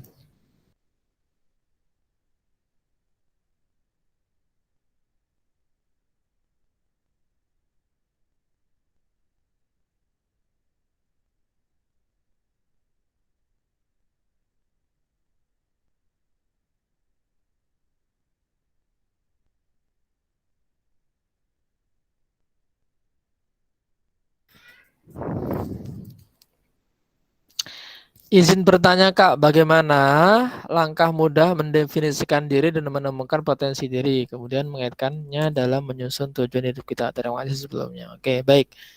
Mbak Irviani Endah, banyak pedomannya teman-teman. Banyak pedomannya ya Mbak ya sebenarnya ya. Langkah mudah mendefinisikan diri itu banyak cara. Pertama, bisa menggunakan Johari Window. Itu bisa kita pakai sebenarnya. Tapi ya lagi-lagi karena hal teknis ya, jadi mungkin perlu kita lakukan di lain sesi. Pertama bisa pakai Johari Window. Yang kedua bisa eh, menggunakan analisis SWOT. Jadi kayak misalnya kita tahu kekuatan kita apa, kelebihan kita apa, kemudian ancaman kita apa, dan potensi kita apa. Jadi bisa pakai analisis SWOT itu. Udah 2 tuh toolsnya. Yang ketiga adalah bisa menggunakan namanya Ikigai. Ini Ikigai ini dari Jepang ya, filosofi Jepang, untuk menunjukkan bahwa kita itu punya punya bakat apa, passionnya apa, kemudian profesi yang kita inginkan apa gitu ya, sampai apa yang dibutuhkan dunia itu ada di situ gitu. Jadi itu bisa membantu banget untuk mendefinisikan diri kita itu yang seperti apa. Itu yang ketiga ya. Nah, sepertinya itu cukup 3 itu toolsnya untuk mendefinisikan diri. Dan kalau untuk menemukan potensi diri itu ada dua cara ya. Pertama, teman-teman bisa menggunakan alat tes. Kan begini ya, hal-hal yang tidak bisa kita ketahui secara detail itu bisa menggunakan psikotes ya. Karena psikotes itu nanti teman-teman akan memahami diri lebih detail, lebih jelas sesuai dengan asumsi tes psikologinya gitu ya. Misalnya pakai MBTI atau bisa pakai apa lagi ya? 16 PF namanya. 16 PF itu adalah 16 personality PF. F-nya apa ya? Saya lupa. Pokoknya ada 16 16 PF. Jadi ada kayak 16 pembagian karakter manusia gitu. Itu juga bisa digunakan. Atau kalau mau gratisan, ini ya teman-teman yang bisa menggunakan ini ya. Namanya adalah temu bakat. Nah, itu bisa digunakan, namanya temubakat.com. Itu juga dalam rangka untuk menemukan potensi diri kita. Kelebihanku apa sih? Aku hebatnya di mana sih? Kekuatan terbesarku apa sih? Kelemahanku apa sih? Itu bisa ditemukan di temubakat.com itu. Nanti bisa teman-teman gunakan untuk menemukan potensi diri. Gitu. Yang kedua caranya adalah dengan teman-teman bisa menanyakan ke orang-orang yang kamu sayangi. Misalnya kamu tanya orang tua, Pak, Bu, aku ki wonge piye to gitu. Menurut kalian aku tuh orangnya yang seperti apa sih? Menurut teman-teman atau teman-teman yang dekat dengan kalian ya. Kalau orang yang nggak dekat itu nggak usah ditanyain karena nggak pasti jawabannya ngawur tuh. Misalnya kamu tanyakan teman-teman kamu di kampus, padahal kamu mahasiswa baru gitu ya. Ya dia nggak kenal kamu, dia baru tahu ketemu di kampus, tiba-tiba dimintain tolong untuk nanyain aku orangnya gimana. Nah itu nggak valid. Nanti kenanya dikarang semua. Kamu tuh baik, kamu tuh cantik, solihah, hafizah, masya Allah luar biasa, kamu keren banget gitu. But it's not real ya, itu nggak beneran ya karena baru kenal gitu. Jadi kamu cari orang yang dekat dan kenal dengan kamu, kemudian kamu tanyakan aku tuh orangnya gimana gitu. Kalau teman-teman ingin tahu banget tentang dirimu, itu saya juga agak terheran-heran ya, tapi luar biasa. Ini orang keren banget gitu. Dia sampai menyantumkan di akun Instagramnya dia survei tentang dirinya. Jadi kayak misalnya nih di Instagram dia ada link, nah link itu masuk ke Google Form tentang dirinya. Jadi kayak misalnya bagaimana kamu kenal aku tuh orangnya gimana, menurutmu apa yang baik dari aku, menurutmu apa yang kurang dariku, itu pertanyaannya ada di Google Form itu, kemudian kita ngisi gitu. Jadi dia sampai survei ke orang-orang yang dekat dengan dia atau yang bisa mengakses di Instagram itu hanya untuk melihat siapa dirinya sebenarnya. Nah itu bisa juga menjadi cara untuk mengenal potensi diri kita gitu. Dulu waktu UMI yang 2 tahun lalu ya, itu waktu masih offline nih. Atau 3 tahun lalu ya? Atau kan 4 tahun yang lalu ketika Abami waktu itu masih haji ya. Jadi waktu itu Abami haji, aku 5 pertemuan di Aki. Itu kita semua tools kita pakai ya. Mulai dari SWOT, kemudian Johari Window itu kita pakai semua. Hanya untuk memaksimalkan pengenalan diri teman-teman gitu. Gitu sih Mbak Irviani Endah, semoga membantu ya. Nah ini karena waktu kita terbatas, sebenarnya bisa kita lanjutkan sesi ke depan kalau ada lagi ya tentang Man'ana. Kita fokusnya setelah kita bahas tentang tujuan, kita mulai fokus bahas kelebihan kekurangan kita dengan cara alat tools tadi. Nanti kita share bareng, kita bahas bareng, dan kita akan perkuat dengan sesi materi kalau ada sesi lagi. Tapi kalau nggak ada ya sudah, nanti kita nyuri-nyuri waktu di momen yang lain. Begitu Mbak Arvina, semoga membantu dan menjawab apa yang menjadi kegelisahan Mbak Irviani Endah. Wallahu a'lam bishawab. Ada lagi teman-teman pertanyaan?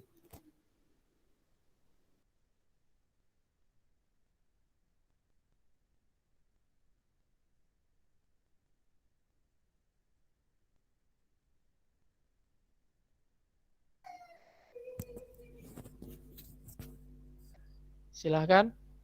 Kalau capek duduk boleh berdiri ya teman-teman ya. Nah itu udah pegal-pegal itu.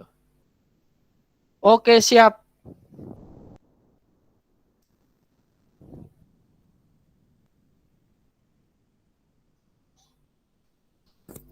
Baik Mbak Arviani Endah, sama-sama. Semoga bermanfaat. Yang lain monggo silahkan teman-teman yang mau bertanya lagi. Ini katanya be active. Katanya willing to try, mau mencoba. Oh, mana nih pertanyaannya nih? Kak Salah mau bertanya nggak? Izin Ya. Ya oke, silakan. Kan setiap dari kita itu punya kelebihan dan juga kekurangan. Nah, supaya kekurangan kita itu tidak menjadi penghalang dalam mencapai tujuan itu bagaimana? Sekian. Oke, baik, terima kasih. Pertanyaannya sangat mantap. Ini dari saya, Mbak Irma ya? Iya. Oke, kan tiap orang punya kelebihan kekurangan ya. Kan Allah sangat begitu adil menciptakan manusia itu seperti sebuah koin ya. Ada dua sisi, ada baik, ada buruk, ada kelebihan, ada kekurangan. Itu udah justru kita diberikan kekurangan itu karena kita sempurna gitu teman-teman. Karena kalau misalnya kita itu nggak punya kekurangan, nah itu kita sama kayak malaikat ya, taat aja, baik semua ya, sangat sangat ekstrim kanan gitu ya. Nah, sedangkan kita ini di tengah-tengah antara ekstrim kanan adalah malaikat, ekstrim kiri adalah setan. Kita di tengah-tengah. Itulah yang membuat kita sempurna, teman-teman. Ahsanut taqwim itu ya karena itu. Kita menjadi makhluk yang sempurna dengan kekurangan itu. Nah, kalau misal kita punya kekurangan itu menghalangi tujuan kita, itu gimana? Sebenarnya teman-teman, setelah di tahap tujuan ini kita udah clear, udah jelas sebenarnya ya, kita itu perlu memastikan dulu apakah tujuan itu worth it untuk kita raih, layak atau mampu untuk kita raih. Jangan sampai mimpi kita itu tidak kita ukur dulu kemampuannya. Jadi sebenarnya ya kenal diri ya, tentang tujuan, tentang misi dulu nih. Nah, setelah kita misinya jelas clear, itu kita baru sesuaikan dengan kemampuan kita. Kita mampu apa enggak? Jangan sampai kita buat mimpi, aku ingin jadi astronot. Mengapa? Karena aku yakin dengan jadi astronot, aku bisa meneliti tentang sebuah planet yang itu bisa menyelamatkan umat manusia. Jadi ketika manusia bumi kiamat, itu ada planet yang bisa disinggahi gitu. Itu misinya luar biasa. Itu khalifah fil ard, bahkan nggak fil alam ya. Khalifahnya nggak cuma di bumi, tapi bahkan khalifahnya adalah tentang di alam semesta gitu ya. Yang jadi astronot gitu. Tapi pertanyaannya, kamu punya kemampuan untuk itu apa enggak? Itu kan jadi pengenalan diri yang kedua. Setelah kita mengenal tujuan, baru kita bertanya, kita mampu nggak ya? Nah, teman-teman itu akan kita dalami lagi, lebih dalam lagi ketika kita sudah paham apa kelebihan kekurangan kita. Jadi kalau misal teman-teman ada penghalang yang membuat kita itu nggak sampai ke tujuan, pertanyaan ada dua tuh berarti. Yang pertama, apakah tujuan itu sudah sesuai dengan kekuatan kita? Atau yang kedua, atau jangan-jangan karena kita punya kekurangan, kita belum bisa berdamai dengan kekurangan itu. Jadi seakan-akan impian yang kita lakukan itu kita mengesampingkan kekurangan kita. Udah tahu nggak bisa matematika, kok nekat pengen jadi astronot. Itu kan sama kayak gini kan. Udah tahu pengen jadi dokter, tapi nggak pernah ranking 1 di sekolah. Kira-kira kayak gitulah ya. Itu namanya nekat, teman-teman. Dan nekat itu akan berbahaya bagi diri Anda. Pertama, karena kamu jadi orang, jadi gini. Jadi kamu nggak jelas ketahuan bahwa kamu nggak mengenal dirimu. Yang kedua, dengan kamu punya tujuan yang tidak sesuai dengan kekuranganmu, maka tentu kamu akan hidup ngasal aja. Bikin tujuan itu asalkan keren, asalkan itu wow, kelihatan hebat gitu, udah jalani aja gitu. Padahal kamu punya kekurangan yang itu tidak bisa kamu toleransi sehingga kamu pasti nggak akan sampai ke tujuan. Gara-gara apa? Kekuranganmu itu.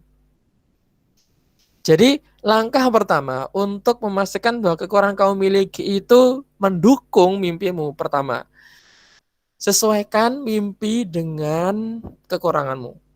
Oke. Yang kedua,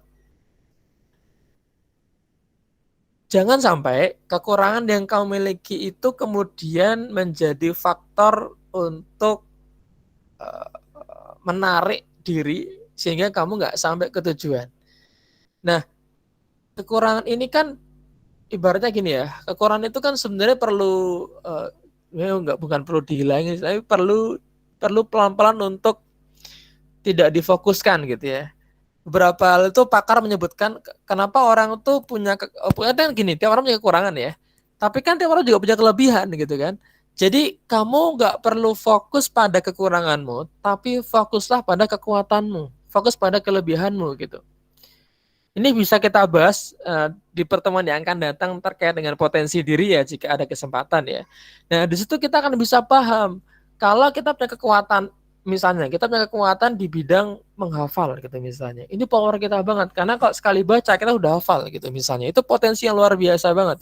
Jadi dengan potensi itu teman-teman kita bisa memastikan misi kita itu searah dengan kemampuan kita. Jangan sampai mimpi kita itu melenceng jauh dari kehebatan kita atau kekuatan kita. Jadi memang perlu diselaraskan dan tentunya teman-teman kita perlu fokus pada kekuatan saja. Kekurangan itu kalau kita fokuskan kita akan kecapean dan kewalahan kok. Kan begini ya, energi kita untuk menghilangkan kekurangan itu jauh lebih besar daripada energi kita untuk memaksimalkan potensi kita. Paham ya? Ini kekurangan ya. Kekurangan nih misalnya. Terus satu lagi nih kelebihan kita. Kelebihan kita. Nah, kemampuan kita untuk menghilangkan kekurangan, oke, ini hilang nih jadi kelebihan gitu ya. Itu lebih tinggi daripada kita memaksimalkan potensi kita. Jadi daripada kita terlalu capek energi untuk menghilangkan kekurangan, mending lebih baik kita untuk memaksimalkan potensi kita. Jadi kamu perlu fokus pada kelebihanmu aja. Tidak perlu kamu fokus pada kekurangan. Kekurangan iya memang perlu dihilangkan, tetapi alangkah baiknya kalau kamu lebih fokus pada kelebihan, yang mana itu juga menjadi landasanmu untuk memilih impian atau memilih tujuan atau memilih visi misi hidup teman-teman. Gitu. Semoga membantu ya Mbak Irma ya. Allah alam bisawab. Ini ada pertanyaan di kolom chat ya. Bagaimana ya Mas untuk meyakinkan potensi pada diri kita? Isnia. Ya perlu perlu divalidasi ya. Memvalidasi potensi itu caranya bisa banyak. Pertama, kamu list dulu ya. List dulu yang kamu anggap potensi itu apa aja. Misalnya ada 10 thread gitu.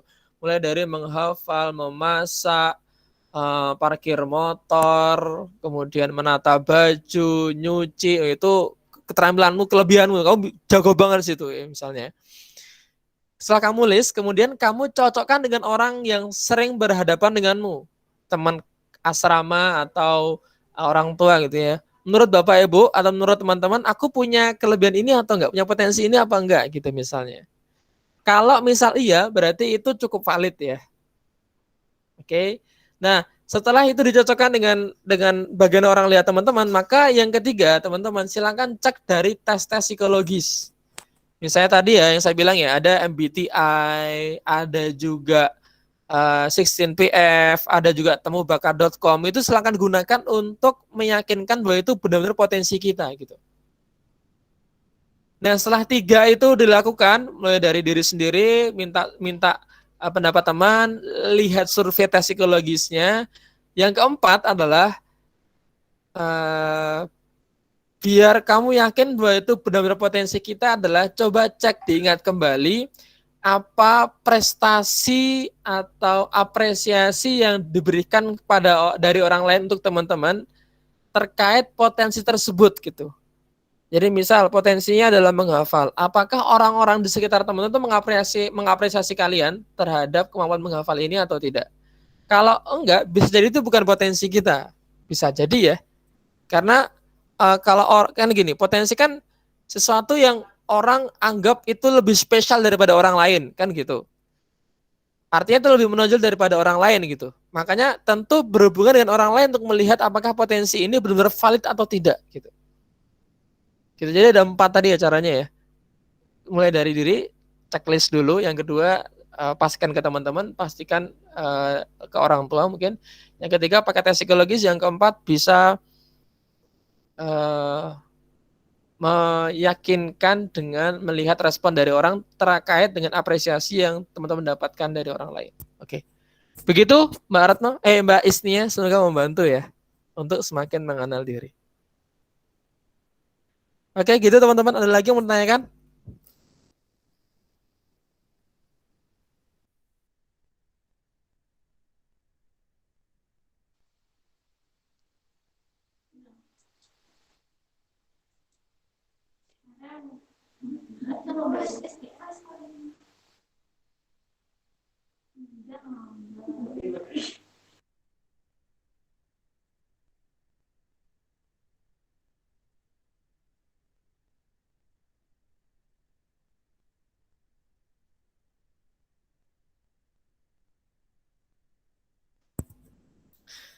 Ayo be aktif teman-teman. Jika teman-teman nggak ada yang bertanya kan bisa sampaikan ya. Mas sepertinya sudah nggak ada yang bertanya. Nah, nggak apa-apa kan be aktif kan? Masih ada? Mas saya bertanya tapi bingung cara nanyanya gimana. Masih izin bertanya. Nah, oke, silakan. Nah, kadang itu kayak kita merasa gimana ya, membandingkan antara satu dengan yang lain. Nah, itu kadang kita itu merasa kayak insecure. Nah, gimana caranya supaya kita itu meminimalisir rasa insecure itu? Sekian. Baik, kadang kita membandingkan ya. Sebenarnya membandingkan itu kan begini ya. Orang punya mungkin bukan membandingkan ya, mungkin lebih ke iri kali ya sama orang. Jadi kayak misal nih, aduh teman seangkatanku udah pada nikah, udah pada gendong anak, udah gandeng suaminya, udah makan suap-suapan mesra, aduh aku gini-gini aja ya gitu. Akhirnya jadi insecure gitu. Aduh temanku udah bawa mobil, udah kerja di mana, duitnya banyak, HP-nya bagus. Ih, asik banget ya. Jadi itu enggak sekedar membandingkan ya, tapi membandingkan dan ada unsur iri dengki di situ. Karena kalau membandingkan itu ya cuma sekedar oh aku begini, misalnya ya aku sedang hafalan, dia sedang nonton gitu misalnya. Kamu bandingin, tapi bandingin is okay, perbandingan kan jelas ya. Tapi ketika melibatkan iri dengki itu akhirnya kita merasa insecure gitu. Kita merasa oh kok hidupku gini-gini amat ya. Kok hidupku menyedihkan ya. Kok hidupku jadi gak asik ya. Kok ternyata orang lain tuh ternyata hidupnya lebih indah gitu daripada. Kok rumput tetangga lebih hijau daripada rumputku ya. Nah, teman-teman, itu adalah proses yang tidak mudah, teman-teman. Jadi kalau kamu dalam proses mengenal diri ini, kamu membandingkan dan kamu merasa iri dengan orang lain, itu artinya kamu sedang dalam tahap tidak memahami kelebihanmu, teman-teman. Karena yang terjadi kamu fokus kekuranganmu kan. Oh ya, aku nggak bisa itu. Oh ya, aku tuh orangnya nggak pedean. Padahal kamu punya banyak potensi untuk misalnya potensi empati misalnya. Empati itu artinya kamu suka peduli sama orang gitu. Itu potensi loh teman-teman. Karena banyak orang yang acuh tak acuh ya, orang yang cuek banget gitu. Tapi kamu punya kepedulian, itu skill yang luar biasa. Itu kemampuan yang hebat ya. Itu perlu disadari. Kamu misalnya, kamu termasuk orang yang sabar dengerin temannya curhat. Itu keren banget loh. Itu keterampilan loh teman-teman. Karena jarang ada orang yang mau sabar dengerin orang cerita. Itu juga termasuk kelebihan. Jadi kadang kita tidak perlu membandingkan, it's okay. Tapi jangan sampai kita iri dengki sama mereka. Itu nggak perlu. Apalagi kalau teman-teman kita sampai tidak bersyukur terhadap kelebihan kita. Kan yang membuat kita insecure kan karena kita nggak bersyukur, ya nggak sih? Sampai kita lupa bahwa kita punya kelebihan. Sampai kita lupa bahwa kita tuh punya potensi gitu. Jadi menurutku teman-teman, itu kalian ketika melihat orang lain, itu ya membandingkan diri dengan dia, it's okay, tapi jangan sampai kamu iri dengki sama mereka. Karena apa? Karena bisa jadi kelebihan mereka tuh ujian, teman-teman. Kok dia bisa cantik banget ya? Cantik dia tuh ujian, cantiknya mereka tuh jadi ujian. Kayanya mereka jadi ujian, mobilnya mereka, kepandaian mereka tuh jadi ujian. Nah, kita yang nggak punya ini tenang-tenang aja karena Allah itu tidak menguji kita dengan semacam itu. Ujian kita berbeda. Jadi kita perlu lebih banyak bersyukur karena ujian kita tidak sesulit yang dia hadapi. Dia harus ngopeni istrinya, ngopeni anaknya, harus juga mencari uang, harus apa segala macam. Kan ujiannya berbeda. Maka kemudian teman kita perlu bersyukur. Perlu banyak-banyak bersyukur biar nggak insecure. Karena apa? Karena la in syakartum la azidannakum walain kafartum min adzabil syadid. Jadi kalau misal teman-teman itu bersyukur, maka aku akan tambah nikmatku kepadamu. Kalau kamu bersyukur ya itu aku akan tambah kepadamu tentang kelebihanmu, kekuatanmu. Kamu akan jadi lebih objektif melihat dirimu sendiri gitu ya. Tapi kalau kamu ingkar, kamu nggak bersyukur, kamu kufur.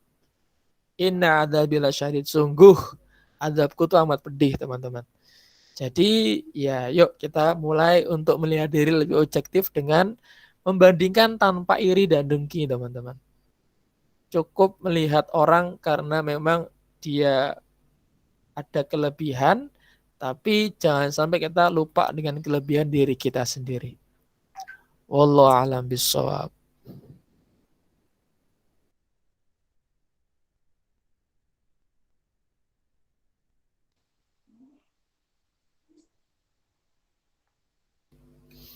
Oke, ada lagi teman-teman?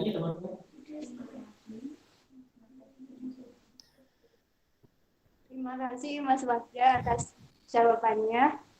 Mungkin sekian pertanyaan dari teman-teman. Oke.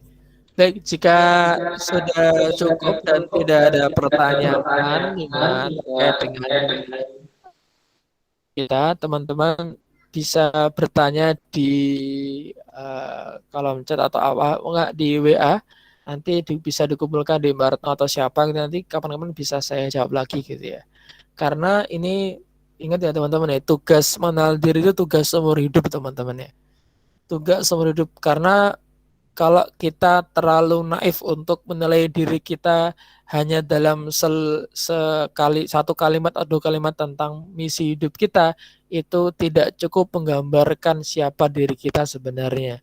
Jadi teman-teman, karena tugas mengenal diri itu tugas seumur hidup, jadi yuk kita sama-sama nyicil dari sekarang untuk mulai pelan-pelan banget mencoba dengan penuh sadar memahami siapa diri kita sebenarnya, apa kelebihanku, apa kekuranganku, apa misi hidupku, apa visi masa depanku dan seterusnya, pelan-pelan coba kita jawab, teman-teman.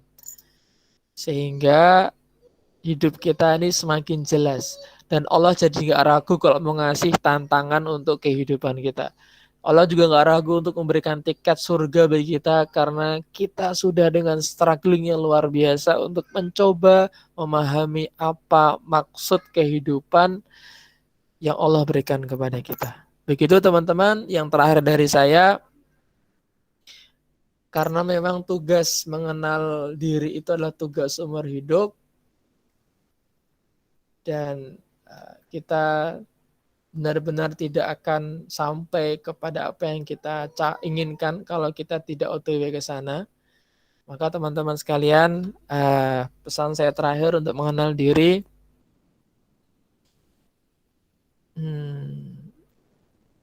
Teman-teman, saya ingin menyampaikan sebuah sebuah quotes gitu ya.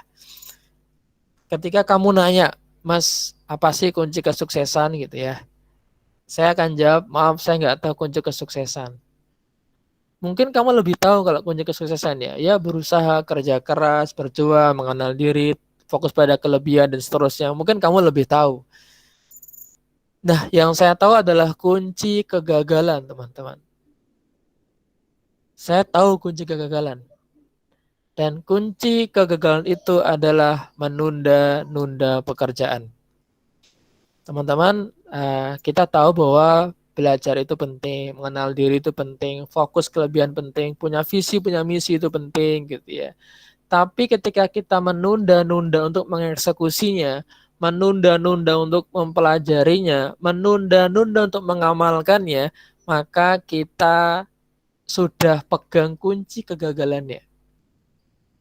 Yang itu kemudian akan semakin mudah teman-teman untuk membuka pintu kegagalannya, akhirnya teman-teman masuk ke dalam kegagalan yang benar-benar gagal gitu ya.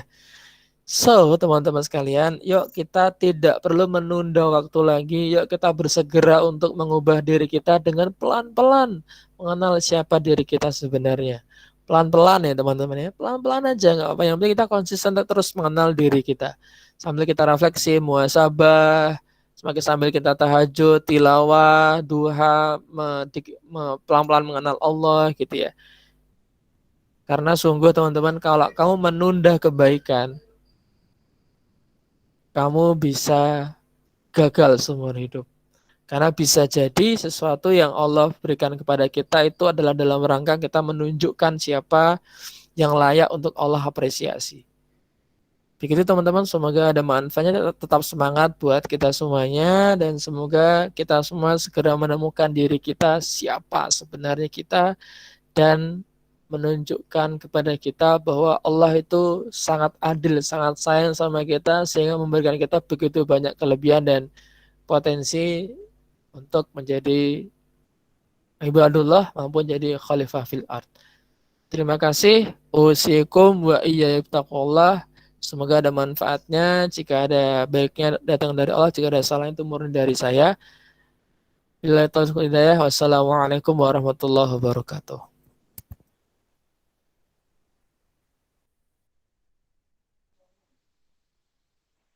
Masya Allah, kajian kali ini luar biasa ya teman-teman, mengajarkan kita untuk menerima segala kelebihan ataupun kekurangan diri kita. Dengan kondisi seperti ini, teman-teman jangan sampai kehilangan orientasi hidup karena sekedar gabut yang bisa membuat salah pergaulan. Semoga ilmu yang kita dapatkan malam hari ini bukan hanya sekedar pengetahuan saja, namun dapat diimplikasikan dalam kehidupan sehari-hari. Amin. Mungkin sekian dari saya selaku moderator. Saya meminta maaf apabila ada salah kata, dan marilah kita tutup kajian pada malam hari ini dengan membaca